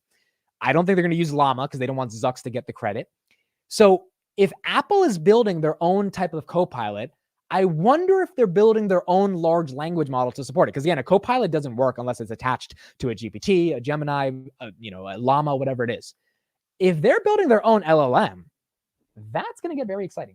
Has Amit seen OpenAI Sora? Yeah, let me pull that up right now as well. So thank you for reminding me about this. OpenAI announced a bunch of features today about videos. So here's the thing. Let me show you guys this. This is called Sora. You can type in anything and they'll make a video. So you can create a 60-second video. Here's a prompt: beautiful, snowy Tokyo City. Bustling, the camera moves through the bustling city street, following several people enjoying the beautiful snowy weather and shopping in nearby stalls. Gorgeous sakura petals are flying through the wind along with snowflakes. Look at that video. That's insane. That's insane, dude. That's incredible. That's a real thing. There's no audio on this, but it's just video. And then you look at this next one, a movie trailer featuring the adventures of a 30-year-old spaceman. That guy looks real. And it's an AI dude. A 30-year-old spaceman. It low-key looks like Interstellar, kind of. Like, look at that. Look how real that is, dude. That is just incredible. This is why Sam Altman's trying to raise $7 trillion, because he needs so much damn computing power to power these freaking videos. You got another one, a coral reef. Like, this is absolutely incredible stuff. This is OpenAI Sora. This is Sora. This is huge for YouTube. I agree. Rest in peace, Hollywood. I also agree. I mean, if someone can make this by themselves. Look at this. Animated scene features a close-up of a short, fluffy monster kneeling beside a melting red candle. Is this website live? Is this thing live? Can we use it? Share this tab. Can we try to use it? I don't think it's officially live yet, but this is the website. It's probably not live yet, or else people would be posting so many videos. Yeah, it's probably not live yet, but dude, that's incredible. And then this is what Google showed off today, which was also pretty amazing. Okay, they showed off something that was really, really incredible. This is what Sundar Pichai shared. Here we go. This thing is probably going to blow your mind, and it's going to want to make you invest in Google, but most of their business is still ads, but it's going to want to make you just be like, what the heck is Google doing? Oh, sorry, the screen thing, the camera. Okay, here you go. Here's Google. DraftKings did well. They bought a company for $750 million. They missed on revenue, but they beat on users and they beat on guidance. So DraftKings did well. Okay, this is what we got from Google. Here we go. Of long context understanding, an experimental feature in our newest model, Gemini 1.5 Pro. We'll walk through a screen recording of example prompts using a 44-minute Buster Keaton film, which comes out to over 600,000 tokens. In Google AI Studio, we uploaded the video and asked, find the moment when a piece of paper is removed from the person's pocket and tell me some key information on it with the timecode. This screen capture is sped up, and this timer shows exactly how long it took to process each prompt. And keep in mind that processing times will vary. The model gave us this response, explaining that the piece of paper is a pawn ticket from Goldman & Company pawnbrokers with the date and cost, and it gave us this timecode 1201. When we pulled up that timecode, we found it was correct. The model had found the exact moment the piece of paper is removed from the person's pocket, and it extracted text accurately. Next, we gave it this drawing of a scene we were thinking of and asked, what is the timecode when this happens?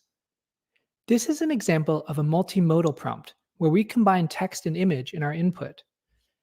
The model returned this timecode, 1534. We pulled that up and found that it was the correct scene. Like all generative models, responses vary and won't always be perfect. But notice how we didn't have to explain what was happening in the drawing. Simple drawings like this are a good way to test if the model can find something based on just a few abstract details, like it did here. These are just a couple examples of what's possible with a context window of up to 1 million multimodal tokens in Gemini 1.5 Pro. That's pretty cool, right? Basically, you can upload an entire film, ask it a hyper-specific question, and then you say, give me the timestamp, and the thing did it. Like, I don't think this is faked. This one is not faked. So are we sure this isn't a taradiddle? That was perfect, Eric. That was perfect. But that's mind-blowing, right? That's mind-blowing. That's incredible. So, I mean, I'm sure OpenAI is working on stuff like that as well, but Sam Altman asking for $7 trillion is not insane, dude. Like, the world we're entering into right now is just incredible. We got Coinbase in 27 minutes, guys. So we got Coinbase coming up soon. And we'll get into that. Amazon, Bezos sold another 2 billion worth of shares. He has now sold over 6 billion Amazon shares this month. Amazon right now is at 169. It's down about 1% on the day. Look, I heard someone, I was reading some article and someone's like, you know, when founders are selling this much stock aggressively, it's usually at a top.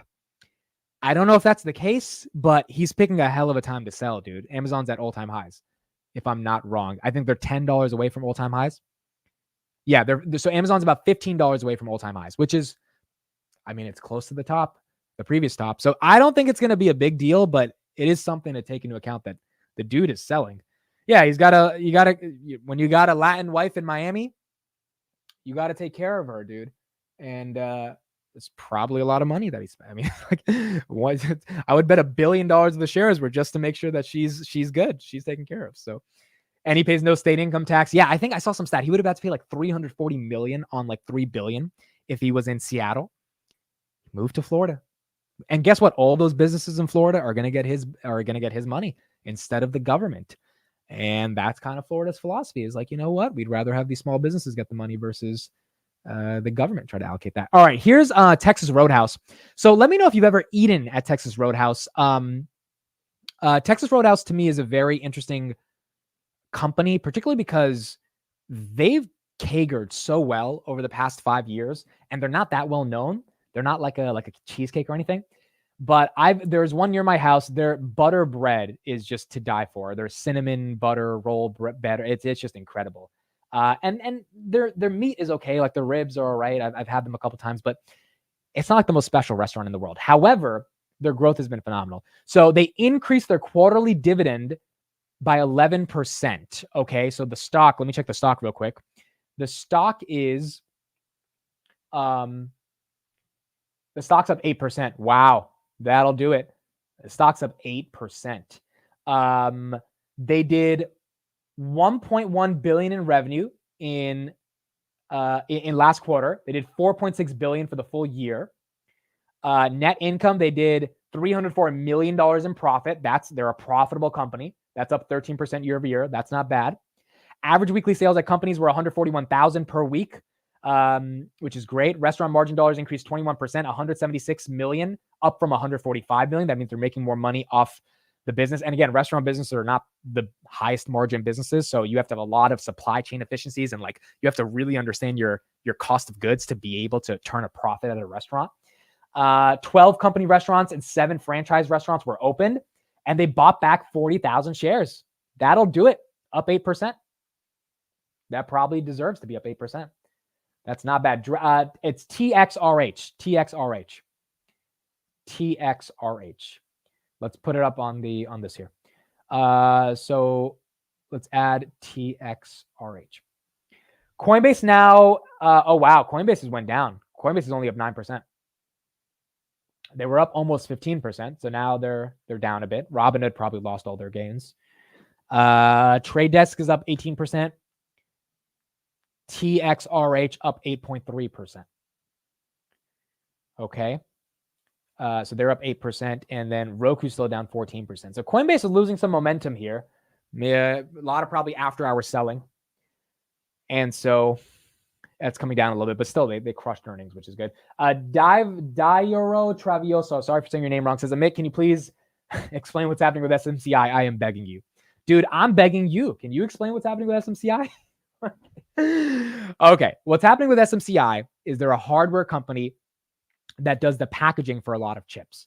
And as a result of that, they're in high demand. They're growing 103% year over year because NVIDIA's GPUs are in high demand. They play a crucial role in the semiconductor supply chain process. Now, they have competitors, but they're one of the fastest growing companies.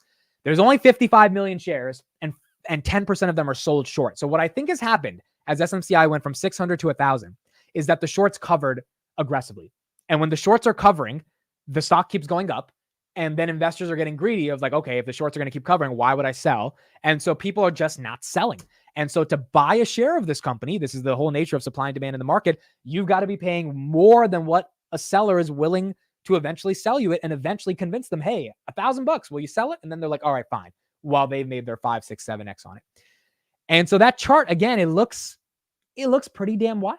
This stock was $7 in 2012, which is crazy. Now it's at $1,000, but the stock was $70 in April of 2023. So maybe you missed it in 2012, but in April 2023, which was not that long ago, it was $70. And, now it's at 1,000. So it's pretty insane.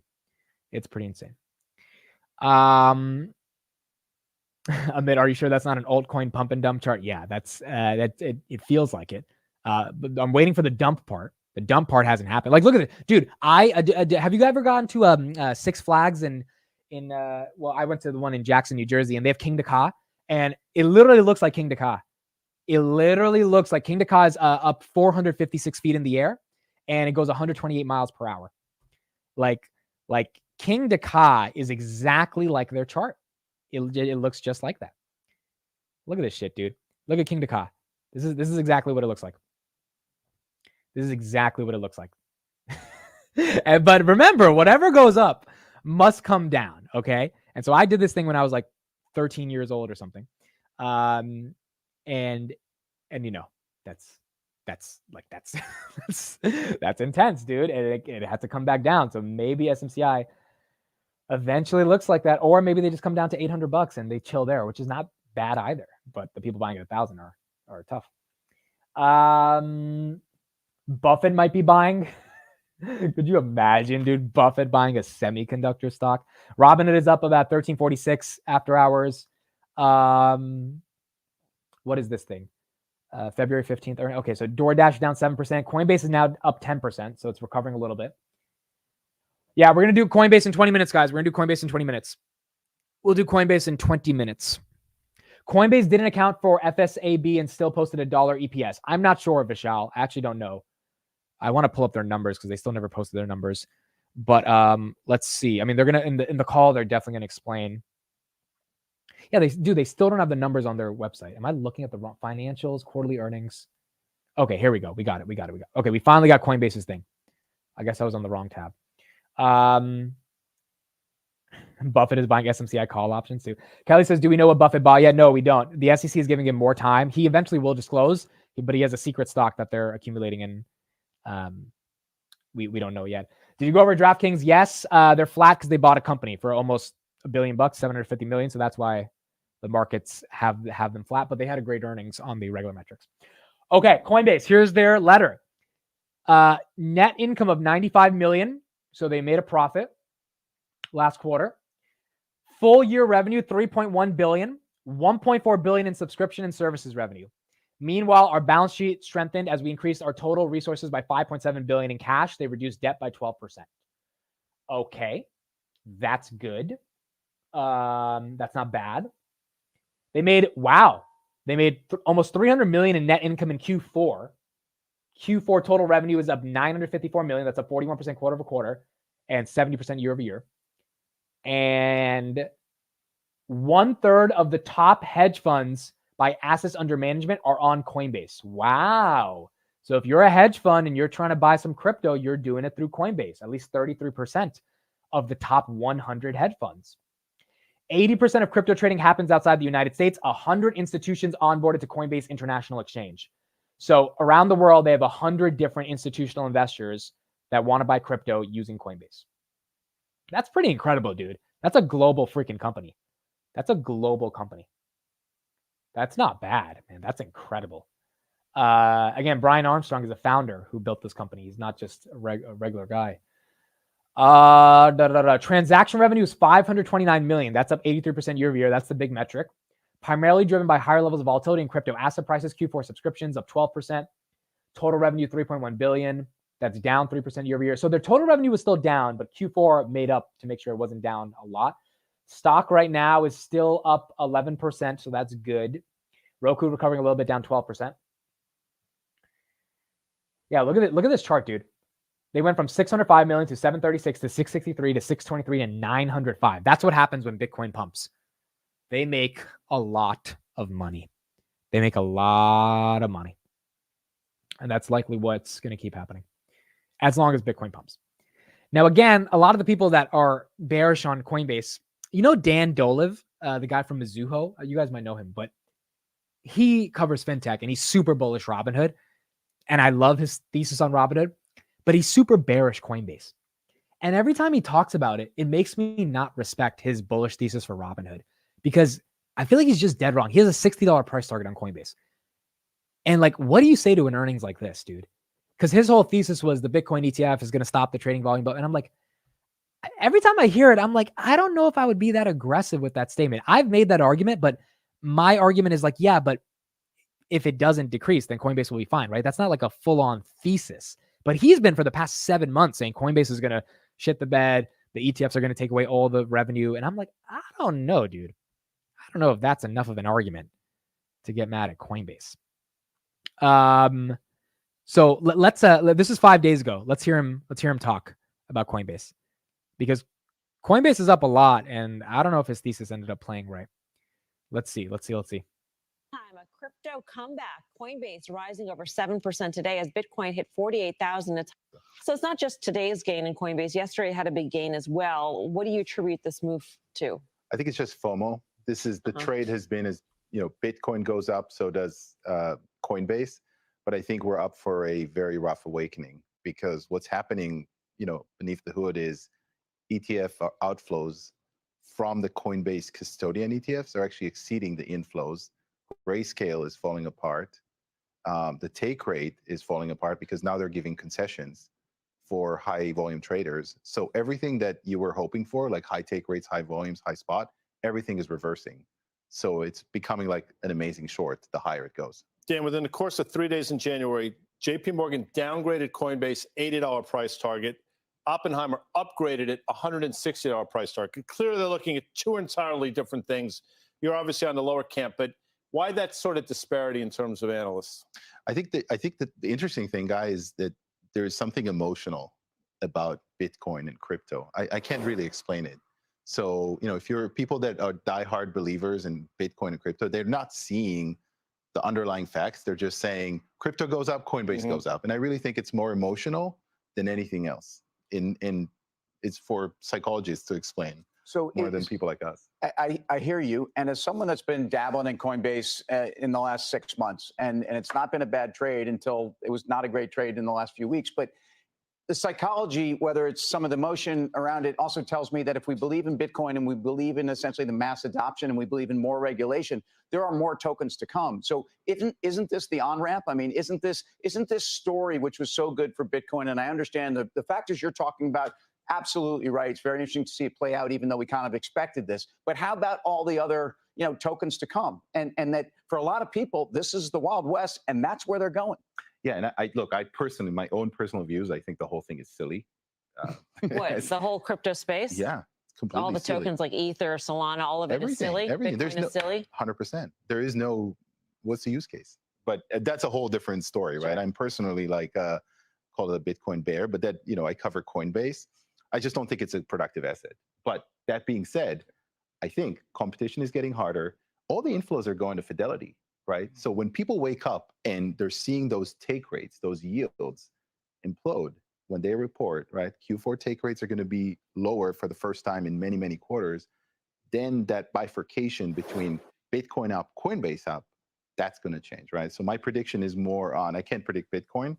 There's, smarter people out there, but I can predict what the sentiment will be once the take rates implode on Coinbase. And so I want to pick up right there, because I think that's the interesting part, that you could have this divergence within it. When you look at, he sounds very confident, and Coinbase is up 15%. IBIT, and when you look at the other ETFs, and to Tim's point, when you have a bunch of other coins that are out there, that should be a bullish case for Coinbase. But the problem is everyone thinks that the narrative is going to be that they're not enough of the pie. All the volume was with Ethereum or Bitcoin. And if Ethereum is the next to go on ETF, that's the gameplay for the rest of them. So when you look at that divergence, what stocks could go up if Coinbase is no longer correlated, and that could go down and Bitcoin could go up? Okay, so then he talks about Robinhood, and it's like, yeah, you have a good thesis on Robinhood, but dude, it just feels weird because as a shareholder of Robinhood, I like that he's bullish, obviously, right? Everyone wants to see someone bullish, but his argument for Coinbase is so weird. Like if Bitcoin goes to 70,000, Coinbase is not going to be stuck at 185, dude. If Bitcoin gets to 100,000, you think Coinbase out of all companies, it doesn't make any sense, right? So Coinbase now up 12.8%. So his argument that the ETFs are going to take away trading volume, yeah, maybe a little, but it's not going to be to the point where if Bitcoin's at 70,000 and Coinbase makes a percentage on the price of Bitcoin or Ethereum when you buy it and the altcoins, if someone's buying Bitcoin at 70 grand, they're paying more than if they were buying Bitcoin at 40 grand in terms of a percentage of fees for transaction volumes. And even if volumes go down, the quality of revenue will go up, right? Because people are paying more. So it was always such a weird thesis that he had, and he was so adamantly bearish. I mean, he said it's a good short. It's not a good short, okay? I'm 5'6". I'm a little short. Coinbase is not a good short. I would never short Coinbase because Bitcoin is irrational.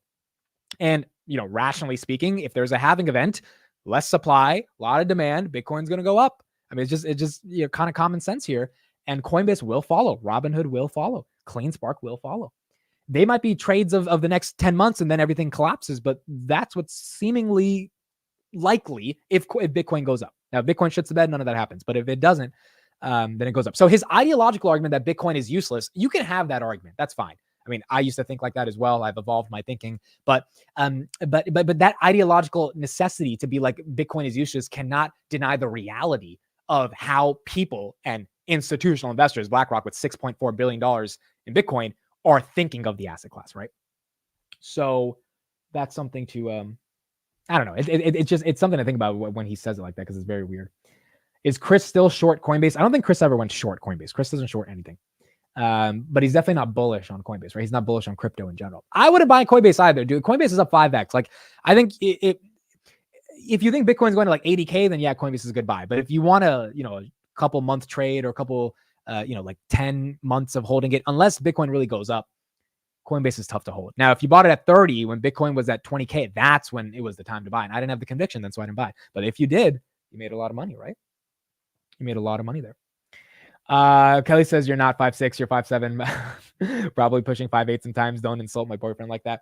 I am 5'8" on a good day. I'm 5'7", diagnosed by the doctor. Did I just diagnose myself with height, dude? That's ridiculous. So yeah, that's right. I'm not 5'6", I'm 5'8".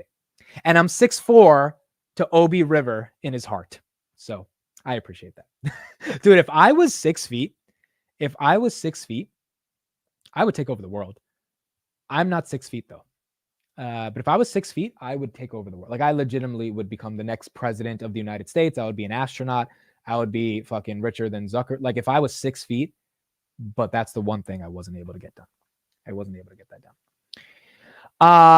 CleanSpark was 5x at $3. Yeah, but Coinbase was 45, right? Sorry, Coinbase was 30. It's at 180 now, right? So that's more than a 5x from here. That's more than a 5x. Rumi says, is officially dating Kelly. I didn't know that. That is correct. I am officially dating Kelly. I think everyone in the chat should know that by now. But that was official like a month ago. So that's why Kelly said you got to protect my my height. Because look, I have a rule with Kelly. Okay, I'm sorry. I have a rule. It is what it is. Like, you know, you chose to date a guy who's 5'7". Get rid of the heels. That's all I'm saying. That's it. It's a very simple argument that I've made. It's not a complicated argument, okay? If you choose to date a guy who's a little bit shorter, and by the way, I'm taller than her by an inch, don't wear these fucking Godzilla level shoes and make yourself 6 feet, okay? That's it. It's a very simple argument. And so, like when you wear your heels, don't look like the SMCI chart over 5 weeks, okay? That's all I'm asking. That's it. So it's a very simple rule, and I would hope that most women could appreciate when their guys ask them for those rules, because we have big personalities, even if we're short. And so I just don't want to look up to my girlfriend like she's the SMCI chart. That's it. That's all I say. That's all I say. Amit, embrace that short kingdom. Yeah, dude. And look, I've been around people that are like 5'4", 5'5", and like they have tons of personality. I'm not that short. Like 5'7" is not crazy, dude. 5'7's not crazy. 5'7's not that bad. But like 5'5" is a little bad, dude. 5'5" is tough. It's like, I'm just gonna be honest. But 5'7" is not crazy. Obviously 5'9" would be perfect. I wasn't blessed with 5'9". By the way, if I was 6 feet, I would have been in the NBA too. I told this story today in the morning. I was we're waiting for Coinbase in 7 minutes for their earnings call. I was on the JV basketball team. I was starting point guard. One day, my coach came up to me after a really good practice, and he said, "Mitt, how tall are your parents?" This was 2 weeks into being in the team, and I knew what I was going to say was going to disappoint him so much, because the reason he's asking how tall are my parents is because he knows that I have potential, but he also knows that potential only matters if you have the genetics. And I looked at him and I was like, they're 5'6", and he was just like, all right. And that was it. That was the end of the conversation, because he knew, like, if I said, oh, my dad's 6 feet, he would have like really taken me under his wing. He was like, all right, this guy's going to be the next, Ricky Rubio. But he knew I wasn't getting taller than 5'7". It is what it is. It is what it is. That's it. So yeah. Okay. So what else do we have right now? We have Coinbase at S&P at 502. That's up after hours. SMCI 1,032. Bitcoin 51,805. 215 earnings, Coinbase at 185, Trade Desk up 18% still, and Roku still down 13%. Still down 13%. 5.8 on a good day. Yep. 5.8 on a good day. That's it. Okay, what am I looking for? I'm looking for Coinbase earnings. That's going to be at 5:30. We got 6 minutes. Let's go to CNBC. Let's see if they're saying anything interesting. Are they talking about, who are they talking to? They're talking to, okay, the Deer CEO. We don't care about that. What else are they doing? Literally, this YouTube TV subscription is just for these moments, dude. I should cancel it when we don't have earnings season. Like, because otherwise it's not really that useful. Okay, here's a little bit of macro stuff they're doing about the entire market. Let's listen to this and then we'll get into Coinbase. They've all had here. So cloud computing ETF, the Renaissance IPO ETF. By the way, Coinbase still the largest holding there, even though it's been public for years because there haven't been enough IPOs to refill that IPO ETF. Online retail, and then fintech as well. Coinbase is second largest holding there. So in varying degrees, you've seen this boom, a crash, and then a long sideways churning kind of volatile base, and with some trying to kind of nose above here and break out. So if you just sort of draw back, we're going back to, a couple of years ago in terms of absolute levels, but trying to sort of build on that with obviously individual stocks within it doing a little bit better. So some of the sort of rhythms of the market right now resemble the early stages of what we had in 2020 and 2021, where there's a lot of belief and a lot of short-term money chasing some of these concepts. Yeah, I'm glad you do have that chart up, multi-year chart up, though, because it does give some context. We might be seeing an awakening, but it's certainly not a revisiting of what we saw in 2021. Mike Santoli, thank you. So their point there was that 2021 was astronomical levels of stock appreciation in multiple categories without the numbers to support it. Right there, as they're comparing different categories against each other, they're saying the EPS estimates and the revenue growth estimates are actually not as crazy as 2021 was. In 2021, dude, they they were giving valuations to anything. I talked about this in the morning stream, but like Web3 companies, these crypto companies, they were OpenSea raised $300 million at a $13.3 billion valuation in 2021. The company's worth like, I think $200 million right now. It's bad, dude. It's bad. It got tough when it came to 2021. So I don't think those valuations are that crazy right now. Again, SMCI, not a crazy valuation, just a crazy stock price movement. Really, the valuation is not crazy on SMCI. What's crazy is how fast the stock is moving. And I think that's what everyone is concerned about. Arthur, your voice is not synced with your camera. I think refresh it. Sometimes if you refresh it, it works. Like I do that a lot. And I'm looking on my screen right now. Yeah, it should be synced. It should be synced. It should be okay. Sometimes you got to do a refresh. Russell 2000 up 2.45% today. Stock small cap stock rallies here. Well, this is another thing I was researching. We got Coinbase in 3 minutes. So JP Morgan, one of the asset managers, they are overweight large cap. And their argument was that the free cash flow and expanding operating margins on large cap, Google, Microsoft, et cetera, Amazon, that is enough to have a second year of rallying in the NASDAQ 100 versus small cap. So their argument was the Russell 2000 is not going to break out until we get a lot of quantitative easing, which Jerome Powell said 2 weeks ago. That ain't happening. We're not getting rate cuts until probably the summer. So Tom Lee's thesis about small caps, it relied on the Fed cutting rates by March. That's not happening. So I would be curious to see in the next coming weeks if he readjusts his thesis, because I don't know if the IWM breaks out if we don't have quantitative easing, because the cost of capital is just too high, which means large caps that don't need to borrow money, they have enough cash, they might still get the dollars that are coming in versus the small caps. So the rotation of small caps, I don't know if that's going to happen, but if it does happen, there's a lot of companies that are going to do very well, but I don't know if there's enough money chasing after those companies if they aren't profitable and they still need to borrow money to be able to operate the businesses. You had your eyes closed for like 30 seconds straight. When I'm thinking of something, I have to like reach to like make sure I get the argument correct. Okay, Coinbase is we got about 1 minute left on Coinbase. This will be exciting. This will be an interesting call. Let's see what they have to say, and we'll keep seeing what happens. But yeah, in terms of IWM, look, I want to buy IWM, and I definitely want IWM to go up because Robinhood breaks the hell out. If IWM goes up 10%, Robinhood's at $25. Robinhood is theoretically like a small cap, but I don't know if it's enough. And Robinhood's profitable, right? So they're a profitable small cap, but I don't know if we're going to get an IWM breakout. It's going to be tough. It's going to be tough to see it happen. Tired Gang says, I have a feeling they're going to let regional banks get consolidated and zombie companies die out before they really ramp up the economy. I agree. And that might take 4 to 5 months for that to really play out. It might take a little bit. NYCB is not going out of business yet. So I think if they wanted that one to be the catalyst, that didn't happen yet. Roku down 13%, Draftkings down 0.75%, Coinbase still up 11%, 185, Opendoor down about 1.49%, Texas Roadhouse up 8.3%, Applied Materials up 11.9%, Trade Desk still up 18.7%, Doordash down 7.89%, and Toast was up 10%. Toast is now up 2%. So Toast is not up as much as it was before. Coinbase should be starting very soon. Should be starting very soon.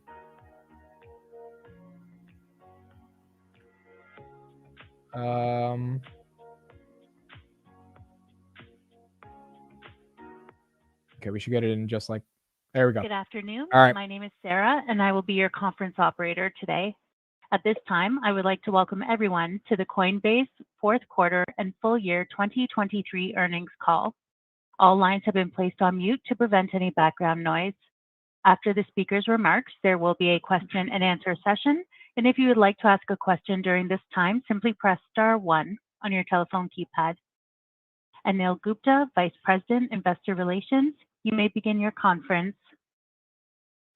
Good afternoon, and welcome to the Coinbase fourth quarter and full year 2023 earnings call. Joining me on today's call are Brian Armstrong, co-founder and CEO, Emily Choi, President and COO, Alicia Haas, CFO, and Paul Graywall, Chief Legal Officer. I hope you've all had the opportunity to read our shareholder letter, which was published on our investor relations website earlier today.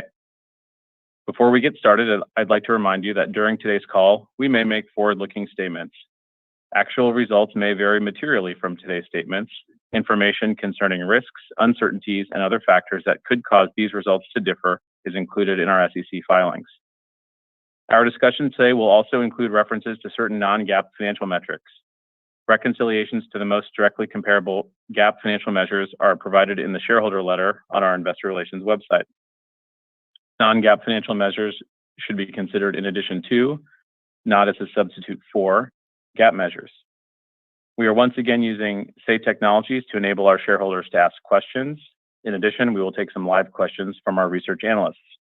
And with that, I'll turn it over to Brian for opening comments. Thanks, Anil.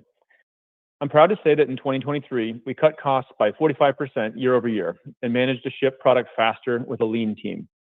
This led to $95 million of positive net income for 2023, $964 million in positive adjusted EBITDA, and total revenue of $3.1 billion.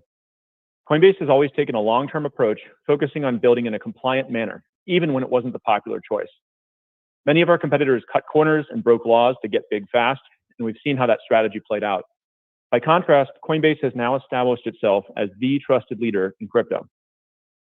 I've always said that crypto adoption will happen in 3 phases, and I want to touch on what we did in 2023 to help drive each of those. In phase 1, crypto is a new asset class that people want to trade. Crypto trading has been a major revenue driver for the industry, and Coinbase is the leader in spot trading in the US. But in 2018, derivatives trading became the majority of crypto trading volume. It took us longer to do it in a compliant way, but I'm happy to report that in 2023, we've now launched derivatives trading globally. In Q2, we launched Coinbase International Exchange, which offers derivatives trading to non-US customers. And in Q4, we launched Coinbase Financial Markets, which offers regulated futures trading in the US. We also expanded our trading products around the world by getting new licenses. In 2023, we launched operations or received licenses or registrations in Bermuda, Brazil, Canada, France, Singapore, and Spain. Most of the world's capital is held in institutions. And in 2023, we also meaningfully improved our institutional trading products with Coinbase Prime. We grew our institutional financing product. We launched Coinbase Asset Management. We even played a key role in the approval of the Bitcoin ETFs, as Coinbase was selected as the custodian in 8 of 11. This will unlock new pools of capital to flow into the crypto space, with Coinbase playing a key role here. We're earning revenue not just on custody, but also on trading and financing. We've already seen great demand as Bitcoin is now the second largest ETF commodity in the US, surpassing silver. All of these improvements will continue to grow phase 1, crypto as a new asset class. The second, Coinbase is not just a new asset class, it's also powering new financial services. And in 2023, stablecoins began to be used in global payments. We launched the ability to send free, instant global payments on USD Coin using Base. We're now in the process of integrating this into our products to make payments a first-class experience. And in August, we entered into an arrangement with Circle to help expand the utility of USD Coin, which is now launched on over a dozen blockchains and is the second largest stablecoin with a market cap of $28 billion. In the third phase and final phase, we believe crypto will also be a new application platform for the internet. Over time, the internet has become more and more centralized with big companies. The internet also, it didn't start with a native form of money or payments or value built in, so we got credit cards bolted on as an afterthought. And a number of associated issues like fees, fraud, chargebacks, limited ability to send microtransactions or do cross-border commerce, and that led to the rise of ad-based business models. Crypto is re-decentralizing the internet with a new set of protocols for money, identity, messaging, social media, content, governance, and even voting. And Coinbase is trying to help accelerate this trend in a number of ways. In 2023, we launched our own Layer 2 solution called Base. This will help blockchains scale to 1 billion or more users, bringing down transaction costs and confirmation times, similar to the internet going from dial-up to broadband. We also launched improvements in Coinbase Wallet. For instance, we made it easier to find and use decentralized applications or dApps. For instance, with one tap, you can now open a dApp and you're already signed in and you have your wallet connected. There's no sign-up process for each app or having to type your credit card details into each app. It's still early days for crypto as an application platform, and many of the early applications look like toys, but it has captured the imagination and hearts of developers, and Coinbase is one of the few companies who can bring together all the decentralized protocols into a compelling customer experience, which is what we're attempting to do with Coinbase Wallet. So that's how we see crypto evolving, first as a new asset class, second as a new set of financial services, and third as a new application platform. In 2023, I also said regulatory clarity was a top priority, and I want to give you a quick update on this. The majority of G20 countries now have crypto legislation either already passed or being drafted, and this is really great progress. In the US, there are even 2 bills going through Congress now with strong bipartisan support. Coinbase, along with other players in the crypto space, contributed to an $85 million super PAC designed to elect pro-crypto candidates in this upcoming US election. And we helped create StandWithCrypto.org, a grassroots movement for crypto advocates in the US. Their goal is to get to 1 million voters who want to stand for crypto in the 2024 elections. They're at 30% of that goal today, with about 300,000 members, and it's growing every week. In the US, we're still working our way through the court system to get clarity there. But in the meantime, we're continuing to grow our business. Anecdotally, it's something our customers come up and thank me for the most, leading the charge to get regulatory clarity in the US. We remain confident the US will get this right, whether it comes from the courts creating new case law, Congress passing new legislation, or ultimately the 52 million Americans who've used crypto voting in this upcoming election. Looking ahead to 2024 for a moment, I'd like to share a few of our top priorities for the year in closing. Our first priority will be to drive revenue, especially growing our 2 largest revenue streams, trading fees and stablecoins. We'll do this with international expansion, growing derivatives and spot trading, and more deeply integrating USD Coin into the crypto economy. By continuing to drive revenue growth, it allows us to fund some of our other priorities and the utility aspects of crypto. So our second priority is going to be to keep driving utility in crypto. This year, we'll be experimenting with payments as a use case. We're starting to see adoption of USD stablecoins in emerging markets, especially those with high inflation. And customers can now send USD Coin for free, instantly anywhere in the world on Base. This has the potential to make global payments much lower friction, reducing fees. We'll also keep supporting developers building on Base. For instance, just recently, we've seen a surge of activity on the decentralized social media protocol, Farcaster. And the majority of developers are now building what are called frames on Farcaster using Base.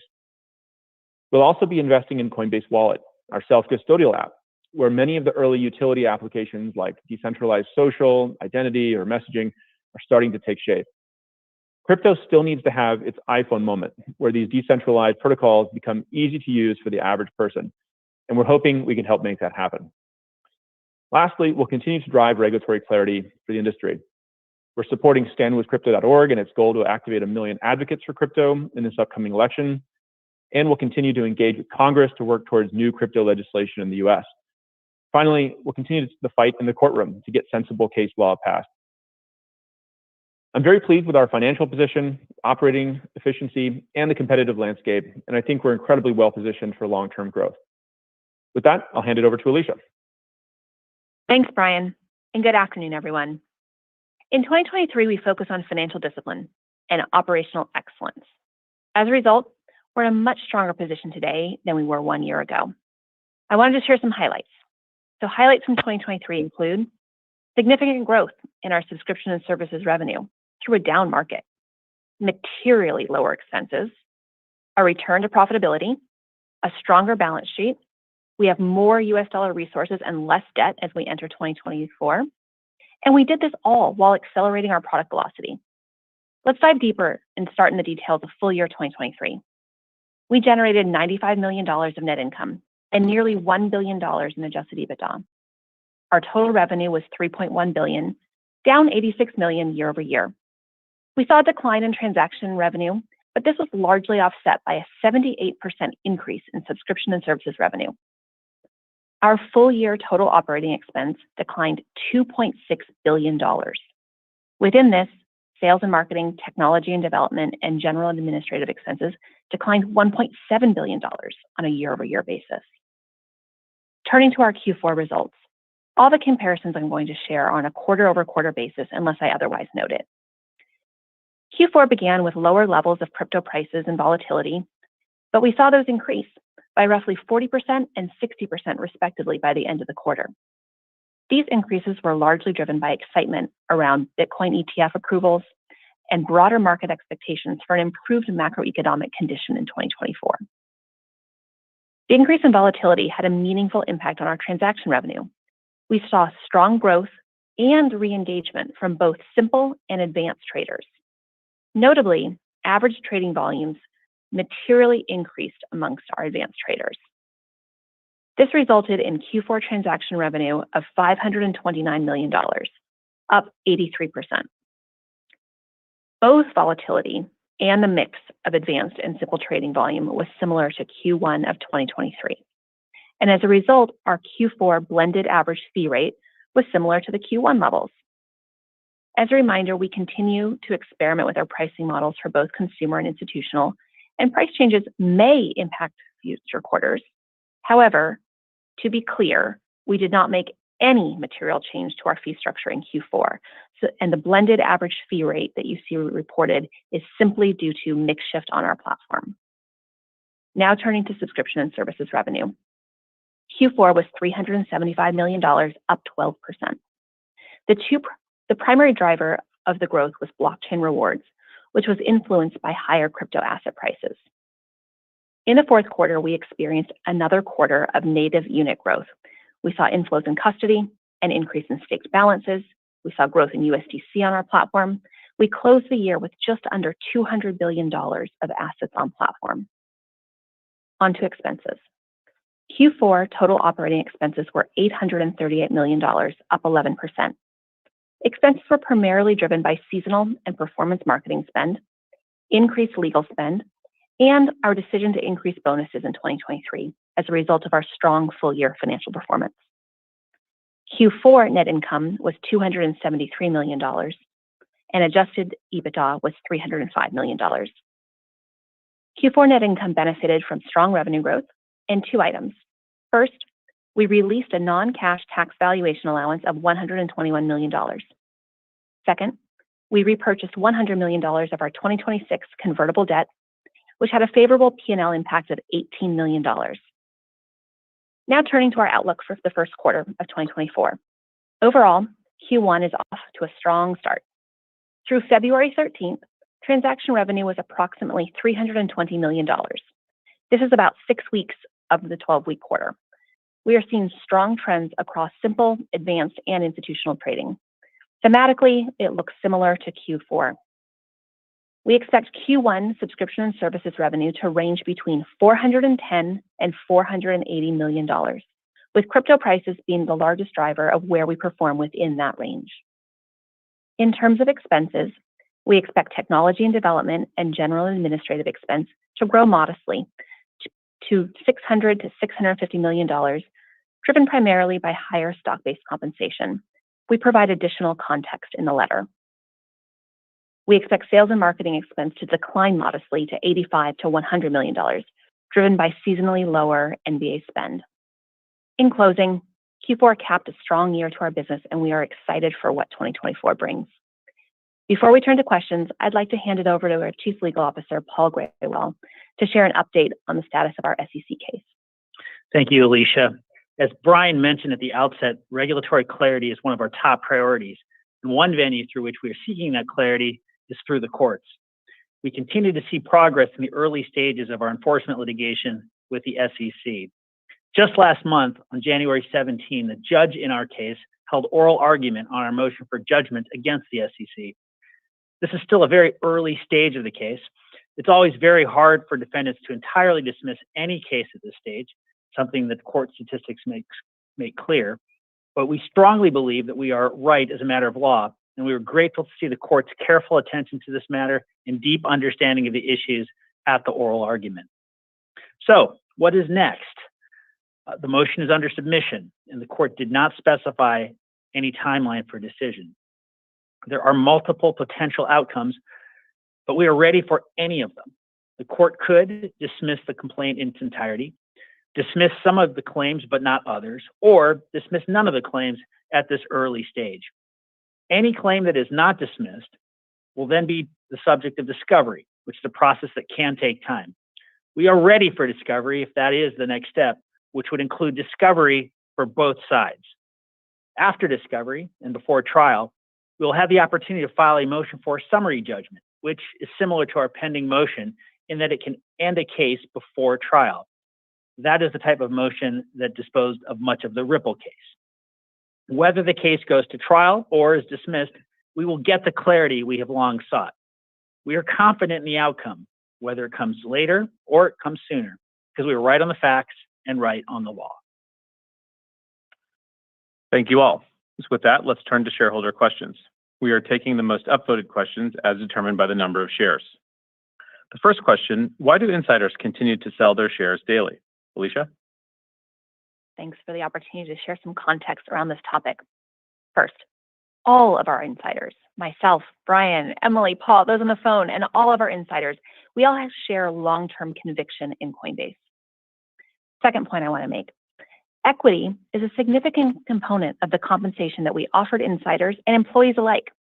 We believe this most closely aligns our incentives to business performance and the interest of our stockholders.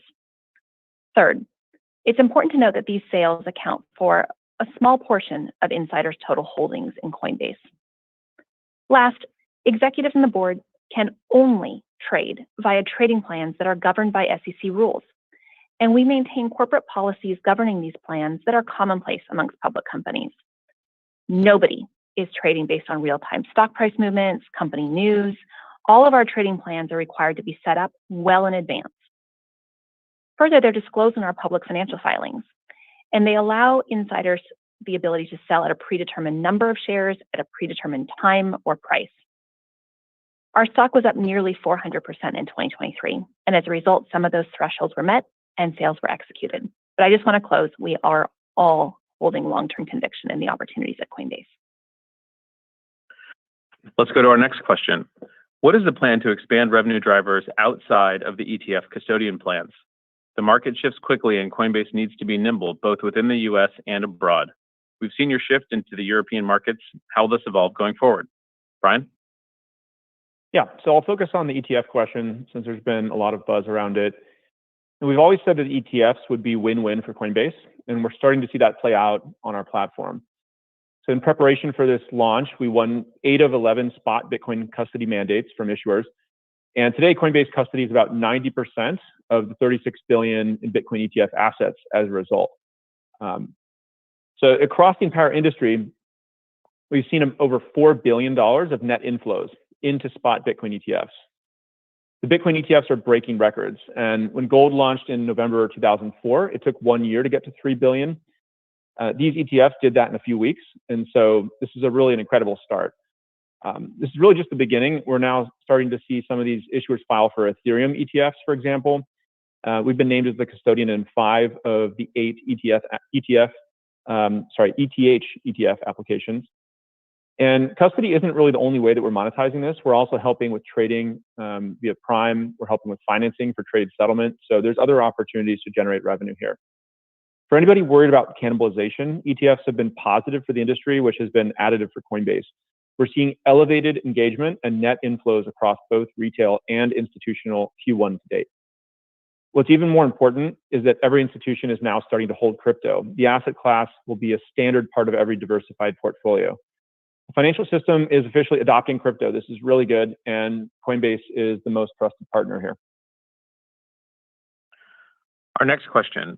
Coinbase's venture portfolio is a hidden gem that Wall Street doesn't seem to be taking into consideration in their valuation of Coinbase as a company. During the earnings call and potentially in your materials, can you highlight this portfolio and its long-term opportunity? Emily? Yeah. Well, I definitely agree it's an undervalued long-term opportunity, and I think we have a strong disproportionate advantage in the market. By the way, I should mention that the value of our portfolio is held on our balance sheet at cost. It is not recorded at fair value. So we booted up Ventures 6 years ago when I first joined, and one of the things that Brian and I talked about was What if in the early days of companies such as Google and Facebook and others, those companies had been able to make investments in the most exciting emerging internet companies at the time, like a Stripe or a Shopify? So that is what we view our opportunity in the crypto ecosystem. We started it very scrappily with no dedicated team or resources. We just started investing in great startups. And we are now one of the most active investors in the space with more than 400 investments in our portfolio. I view our competitive advantages as having great relationships with Coinbase alums and the ecosystem. One example is Sparcaster that Brian mentioned before. That's one of the Coinbase alums who founded that. We also take a very long-term view. We don't panic when the market sells off. It's kind of the opposite of a herd mentality. We double down when others are fearful. And we love it because it helps us stay connected to the crypto frontier and to invest in the ecosystem. One area we're seeing tremendous energy around right now is the creator economy. So companies such as Paragraph, XMTT, Sparcaster, all of these are looking to decentralize existing social platforms. And then looking ahead, we're really excited about on-chain consumer applications such as gaming, social messaging, and media. And then there's a lot of new protocol developments like restaking that we're excited about. We're also seeing a huge growing opportunity outside the US, and our portfolio has a strong footprint in the global crypto ecosystem.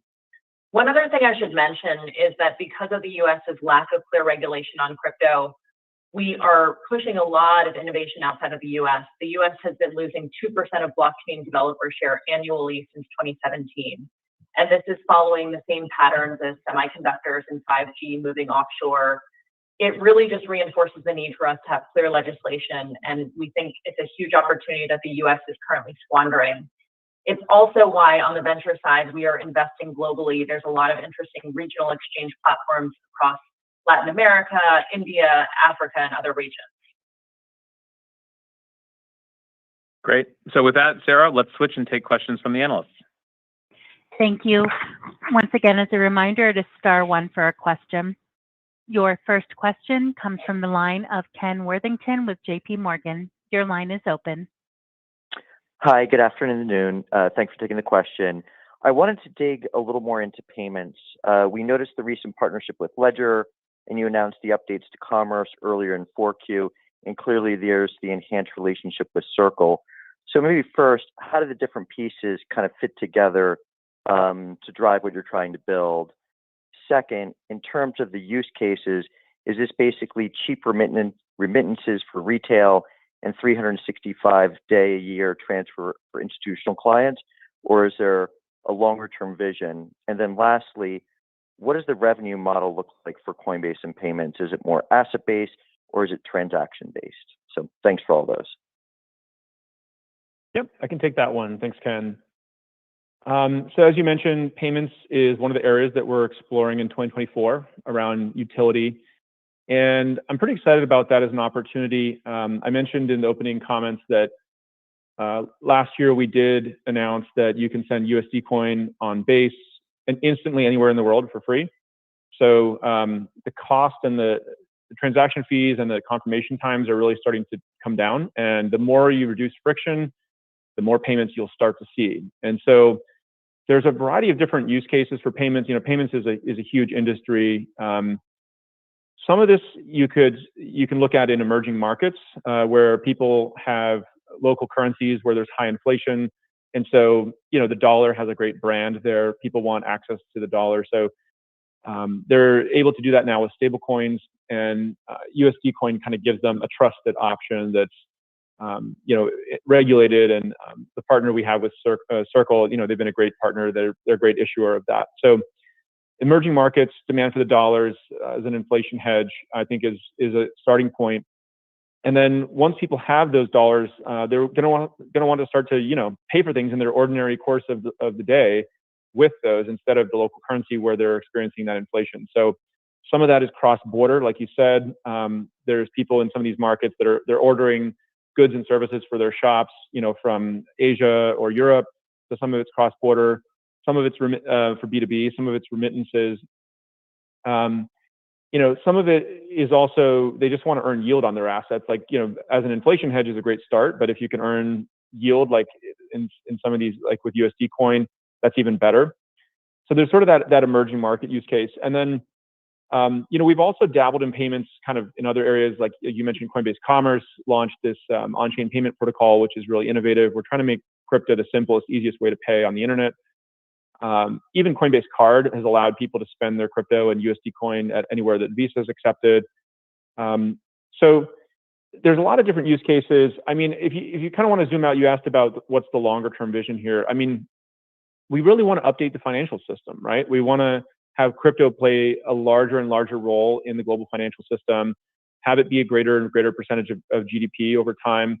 And so crypto's really started off being this asset class people trade, but we now need to look at how it can improve these other areas. And payments is a huge one. And as we've seen layer 2 solutions come online, like Base, I think the time is now to start to invest in that. You asked about monetization also. I mean, look, this is all really early stage. So we don't have any kind of forecast on it or anything like that, but there's opportunities for us here to monetize via Base, also via USD coin, which you can see pieces of in our financials today. So that's all long term. I think if we can drive a daily use case with crypto, even if people don't even think of it as crypto, they're just oh, the fees are lower. My money arrives instantly instead of waiting 3 business days. They may not even know it's crypto underneath, but that's how we get 1 billion people eventually benefiting from this. And I think there'll be a lot of opportunities to monetize that over time. Your next question comes from the line of Chase White with Compass Point Research and Trading. Your line is open. Thanks for taking the question. So OpEx came in, a bit higher than guidance across the board, each line item, which appears to, at least in part, be driven by the stronger market conditions. It seems pretty clear, to us at least, that we're heading into a bull cycle, and we're just now getting into it. I mean, obviously that should drive trading volumes and revenues higher, and really most revenue line items potentially a lot higher. So, how should we think about the various OpEx line items if the business were to return to prior cycle highs or even higher? Is there a need for tech and dev, marketing, G&A to grow significantly from the current run rates in lockstep with revenue, or should they kind of stay flat where they are? Just a little color on that would be great. Thanks, Chase. Happy to answer that one. So broadly, we have some variable costs that will track with revenue growth, and those are largely our transaction expenses. As we've shared with you, that includes miners fees, that includes verification, and just some various costs with transaction, and it also includes the payout of staking rewards. Those ones will drive 100% correlation with our revenue. We have a few other variable costs. We will need to add, for example, more CX customer support costs. We will need to add some more network support if we see significant volume, but it will be very modest. We can absorb a lot of volume growth without adding expenses. That said, we continue to look at our expense base and invest proactively in diversifying our revenue streams. And so if we see ourselves in a prolonged up market, we may choose to increase expenses, but we will be very transparent with the street if we make that decision later on this year. We've given an expense outlook for Q1 where we expect some very modest changes to our Q4 results. And so at this point in time, we will communicate in that way with you and expect expenses to be pretty modest and changing year for the next few months. Your next question comes from the line of Owen Lau with Oppenheimer. Your line is open. Hi, good afternoon. Thank you for taking my question. At a House hearing yesterday, Undersecretary confirmed with Congressman Tom Emmer that a report about Hamas using digital assets to raise funds was inaccurate, and crypto was not even a popular tool for terrorists. Even though Chainalysis put out a report to correct that record, it doesn't appear that it gets enough attention. So I have 2 questions here. Could you please talk about Coinbase investments in anti-money laundering program to protect your customers, and also your reaction to that conversation? Thank you. Thanks, Owen, and thanks for noticing that. We were really pleased to see that House hearing yesterday and really pleased with the correction of the record here. One, we have significant investments in AML. We have a large compliance team that has best-in-class compliance approaches, the same as any other fintech or bank. We follow very standard rules in this place and are governed by our MTL licenses and our Bitcoin license with NYDFS. We're really proud to be one of the most compliant crypto companies, frankly, in the world with this regard. I will have Paul share a reaction to the hearing, and maybe I'll pass it over to you, Paul. Thanks, Alicia. We were very pleased to see the Congress pay careful attention to this issue. French Hill, chair of the subcommittee, could not have been clearer when he observed that the Treasury Undersecretary made explicit what we have been saying all along, which is that bad actors still prefer to use traditional finance rather than digital assets to fund their activities. That, I think, was an important validation of something that we've been saying for a very, very long time. And Mr. Nelson, the Undersecretary, also confirmed that prior reports that have been published that successful international collaboration with Israeli law enforcement had limited Hamas and its use of its digital assets ahead of the attack against Israel. So we think that the facts are clear, and we are pleased that when confronted with those facts, the Congress is underscoring that crypto is an answer to the problem of illicit finance. It is not solely the problem. Your next question comes from the line of John Todaro with Needham & Company. Your line is open. Thanks for taking my question. First off, congrats on the quarter. Pretty great results here. I have two questions on the institutional business. So it looks like take rate there went up. Trying to understand what drove that, or if there was some other revenue that went into that institutional revenue, whether that was base chain or derivatives. And then second, as we think about Q1 24, have the Bitcoin ETFs, is that driven more institutional activity on the platform, where moving forward we should think of institution as a greater makeup share of the total volume? Thanks for the question, John. So embedded in our institutional product revenues are really two products. One is a markets business, which is our exchange, where we have market makers and liquidity providers transacting directly on the exchange. And the other is Coinbase Prime. Coinbase Prime has a higher fee rate than the exchange. And so similar to the consumer side, we see mix shift driving the blended average fee rate on institutional. And we're seeing strong growth of Coinbase Prime, and it had a larger share of volume in Q4, which drove the increase in that fee rate in the fourth quarter. Going to your second question on have Bitcoin ETFs driven more into activity, as we shared earlier and Brian shared in his response, ETFs have just been net positive for the industry and additive to Coinbase. And we're seeing elevated engagement and net inflows on institutional as well as retail Q1 to date. Your next question comes from the line of Devin Ryan with JMP Securities. Your line is open. Great.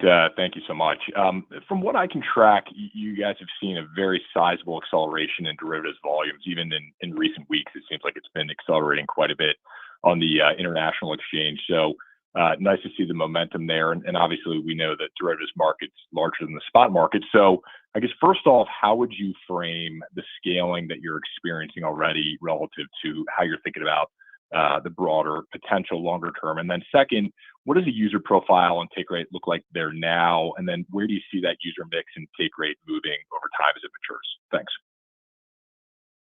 Yeah, I can start off on derivatives, and then Alicia, maybe I'll turn it to you on some of the take rate questions. So, thanks for tracking. We have been hitting daily all-time highs on our international exchange, which has been really great. It's still early days, just to be clear, but the market, I think, has really demonstrated they want to see a trusted counterparty here built in a compliant way. And Coinbase is really the first company they've seen come along that fits that definition. So we've been making a lot of progress on our international derivatives exchange. We added 11 new markets in Q4. We're now up to about 70% of global TAM. We announced that we're acquiring a MiFID license that'll help us unlock derivatives in about 20 additional EU member states. We've been adding new product features like 10x leverage. We did that in Q4. I think we've had about 16 billion in notional volume traded on our international exchange in Q4. So it's been really good progress on that. The same thing, by the way, for Coinbase Financial Markets in the U.S. We got licensed to trade U.S. futures, which has been really great. And so, yeah, I think our daily milestone that we just surpassed actually today, it was 700 million in a 24-hour period. That was on the international exchange. So really great early start. I think that clients are going to continue to want to prefer a trusted counterparty that's following the rules.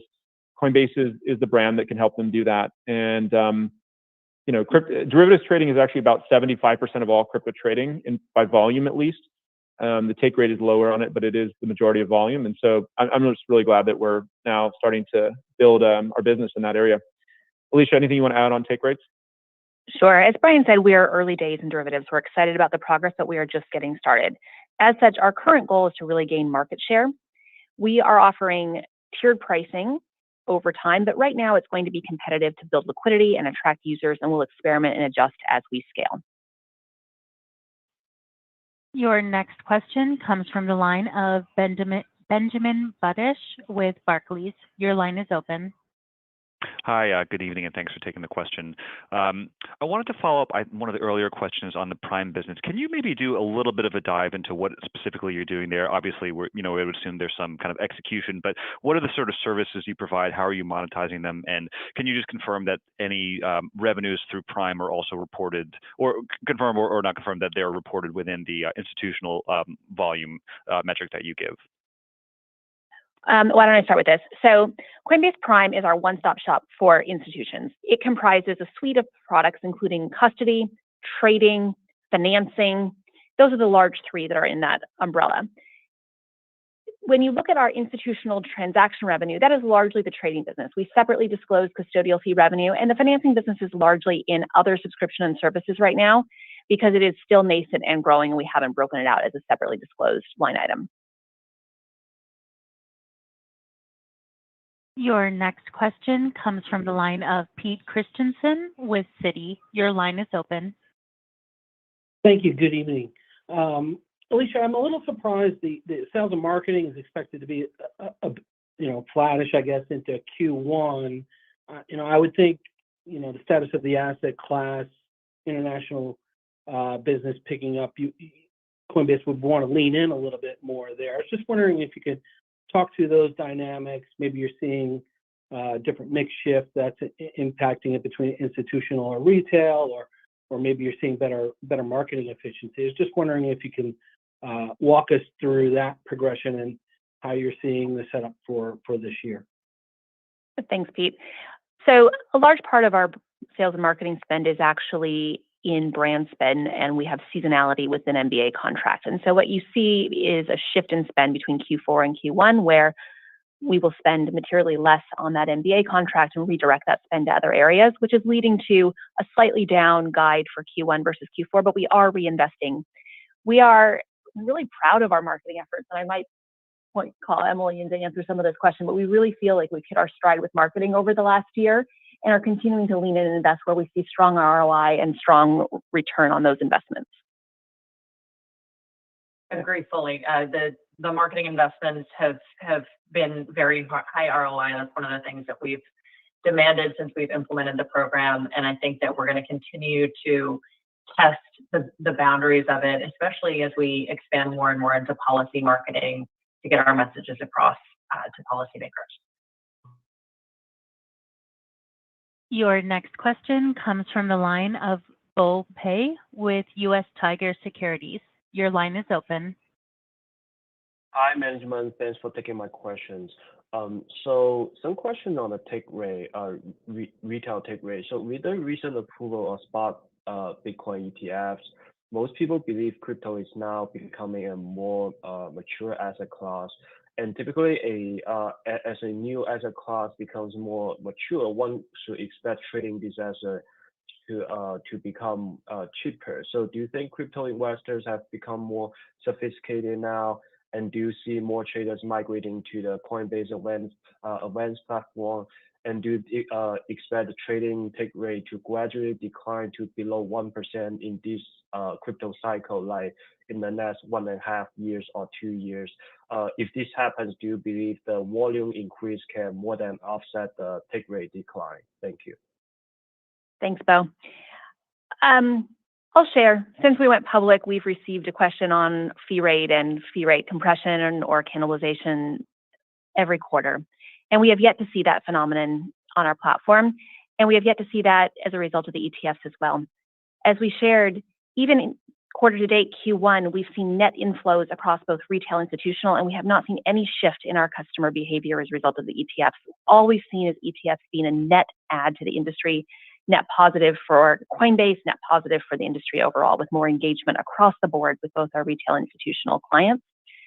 We've shared over time, we agree with you with the thesis that as you see commoditization, you should see fees come down, but we do not see that today, and we continue to see customers choose Coinbase for the breadth of our product offering, the security of our platform, and we think that that will continue to persist for some time. Yeah, I guess the only thing I'll add there real quick. Yeah, sorry. I just wanted to add, I mean, just a reminder, the entire industry, we've seen about $4 billion of net inflows since the Bitcoin ETFs launched. I think that's really additive. The thing to remember here is we want crypto to really update the global financial system. So that means we need to get it integrated into more and more parts of the financial system. Every time that happens, we're sitting here cheering for it. We want fees to come down, make it lower friction for people to get into crypto through all kinds of different vehicles. ETFs are a massive way to get more capital to come in. So far, we have not seen any cannibalization, as Alicia said. It's been additive for Coinbase, and we're seeing elevated engagement and net inflows on both retail and institutional Q1 state. So in my view, the ETFs are just a totally positive thing. And the more institutions that kind of get their feet wet with crypto, whether it's through an ETF or any other way, the better, because they're eventually going to be using it in other ways, holding it on their balance sheet, paying their vendors, doing payroll. We want crypto to power more and more of global GDP, and we've got to get this happening through every opportunity we can. So the ETFs are incredibly positive, I think, for our business. Your next question comes from the line of Joseph Vafi with Canaccord Genuity. Your line is open. Hey guys, good afternoon. Thanks for taking my question. Nice results.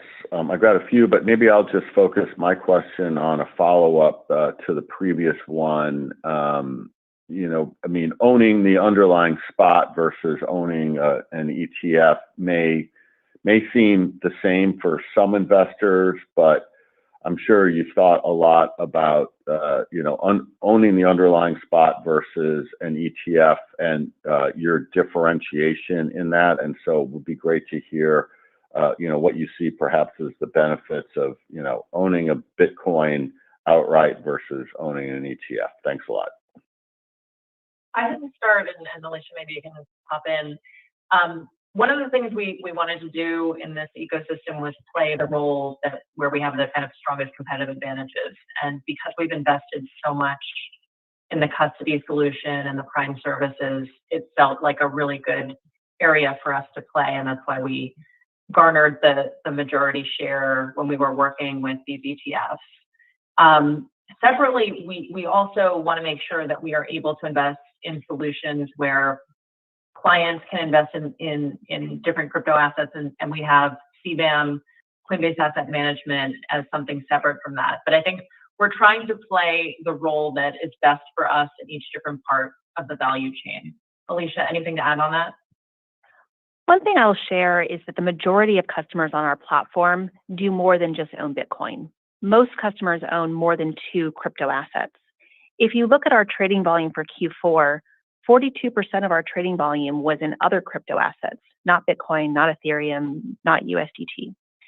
So I think that what we believe is that the Bitcoin ETF is introducing new capital, folks that were not coming to the spot market, folks that may want to invest to their 401k, invest in a fund.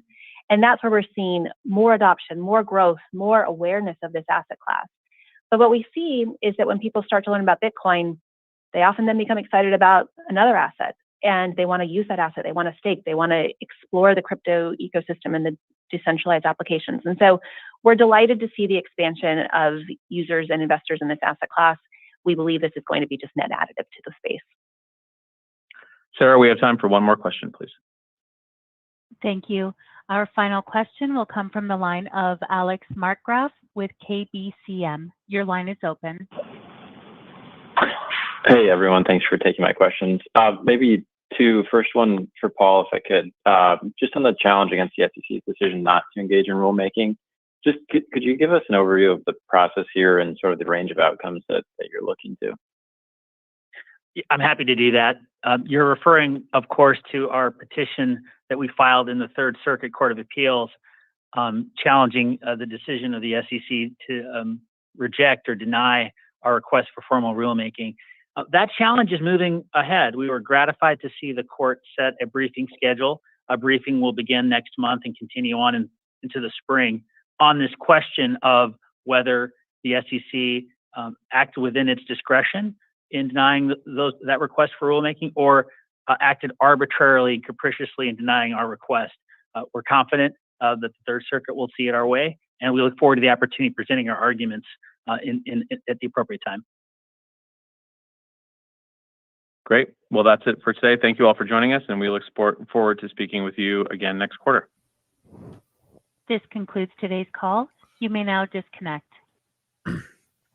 All right, that was Coinbase, and it was not too bad of a call. Let's just look at what they have after hours in the stock. We'll talk about it for a couple minutes, and then I'll get you guys out of here for today. So the stock right now on Coinbase.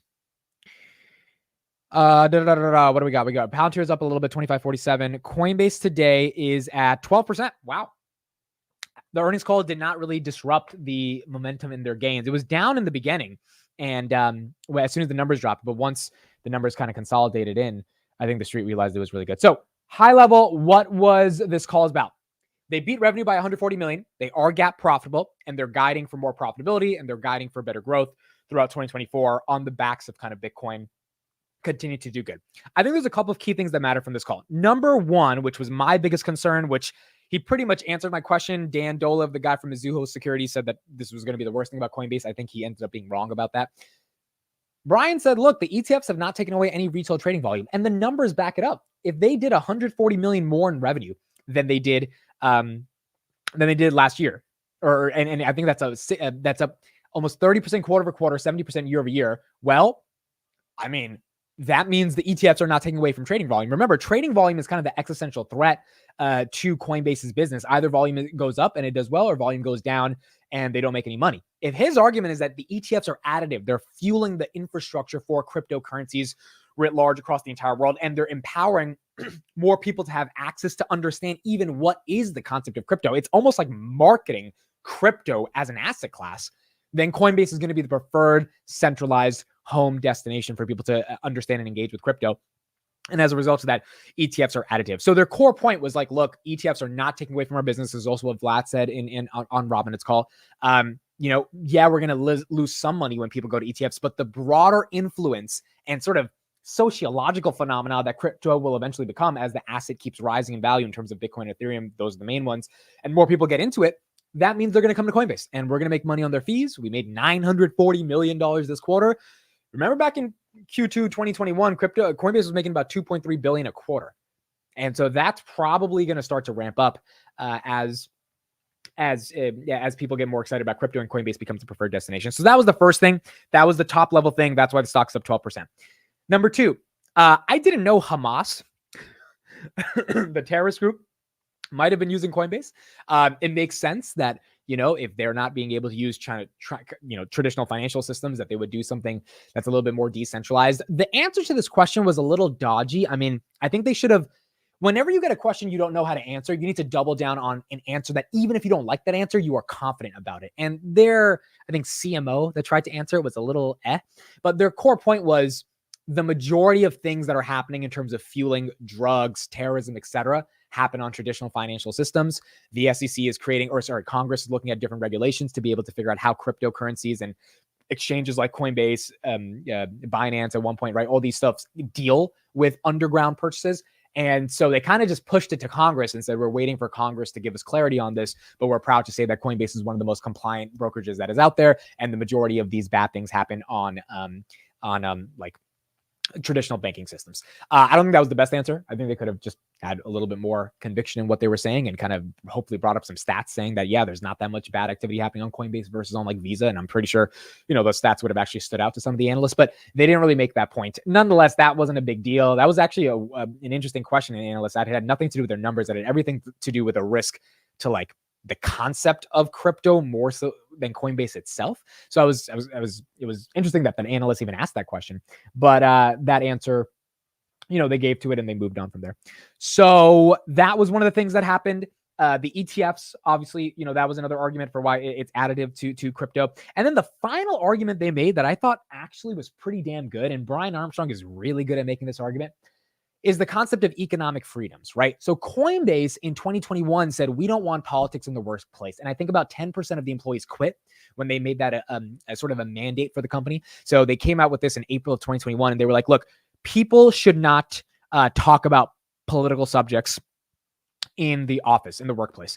And the reason employees quit was because that was during, COVID and Trump and all this stuff was happening. And so people were like, well, this is the place we have to talk about politics. And Brian Armstrong was like, no, because political things like race, gender, all this stuff, that stuff divides us. And what we are trying to do is a core mission around economic freedoms. And if we can advance crypto, which is at its core decentralized finance, and people don't have to go through a PayPal or a Visa or a Bank of America, but there's a bit more mobility in terms of how you can change your livelihood because you have economic freedoms, then that matters more. So he's talking about the billions of people across the world that don't have access to a bank, right? That don't have the type of privileges that a lot of us in the West have when it comes to the financial sector. So from that perspective, I think he made a really good point saying that the efficacy of Coinbase, the efficacy of crypto, and the broader system for how people think about financial transactions, it's like a multi-$100 trillion system that is encompassed by some of the biggest banks in the world. And Coinbase is just trying to go after a small part of that. And he made the argument that if we get 1 or 2% of that system,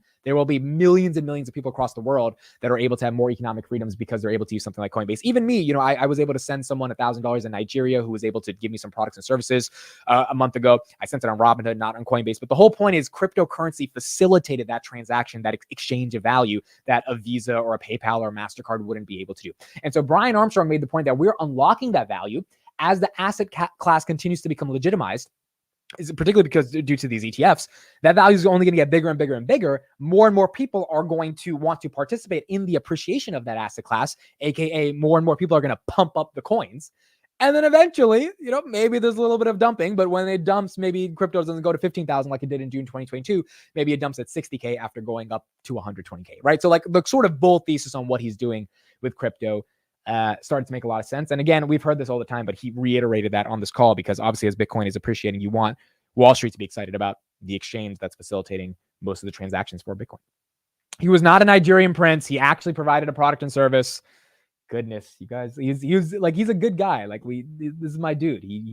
And honestly, I didn't think he would. He sent me a demo before he even wanted the money. So he was a good guy. And I paid him in Bitcoin, and he's probably up on that. I paid him at 43,000. So he's up 20%. He's up almost 20% on that 1,000, dude. That 1,000 became more money. So that's good. So that was good. Did you get your goods and services? Yeah. And I got it before I paid him. So that's another reason why I thought he was really good. USC, didn't you go to Rutgers? I had a family friend who got me this, who went to USC, like 10 years ago, dude. This thing still fits. So he got me this. It was big for me at the time when he got it, but yeah, I like wearing this hoodie. Okay. Final look at the stock market, and then we'll end it off. So overall, I think Coinbase earnings were great. They're up 12%. I don't know how the market's going to interpret it tomorrow because, again, this is a stock that is now up almost 6x from the lows. Oh, last thing, the insider selling. I was making fun of them in the chat, but they had a good answer. At the end of the day, Coinbase insiders are dumping a ton of stock, and I would too if I'm an insider and my stock is up 400%. They even said that. They were like, hey, the stock's up 400%. So yeah, we're going to take some profits. That's basically what they said. And that's reasonable. I mean, yeah, they're going to take some profits. It is what it is. Bitcoin, 51,917. Coinbase, 185. Not bad at all after hours. And so we'll see how this ends up playing out. All right. That's it. Amit, what is your email? I have this cousin. He won the lottery. All right. That's it for me. This was fun, guys. Thank you for being here. We were here for 2 hours and 38 minutes. We discussed Coin, Roku, Trade Desk, Draftkings, Yelp, Toast, Texas Roadhouse, Applied Materials, fun earnings. We'll see what happens tomorrow. Tomorrow's Friday, so we don't have any big earnings. And I think this is the end of earnings season. I think this is the end. We had trade desks as well. I think pretty much this was the last week of really big earnings. And then we got to wait basically 3 months until the next one. The next one starts in May, right? Yeah, around May. So what, March, April, May. Yeah, so we got about 2.5 months to wait. And we'll keep going from there. All right. Thank you, everybody. Oh, NVIDIA. How could I forget NVIDIA? Yeah, 221. That's a big one. Make sure you're here 221. That'll be a big one. All right, everyone. Thank you. I'll see you on Finance Junkies at 9 p.m. That's it. Bye, everyone. Have a good one. Good night.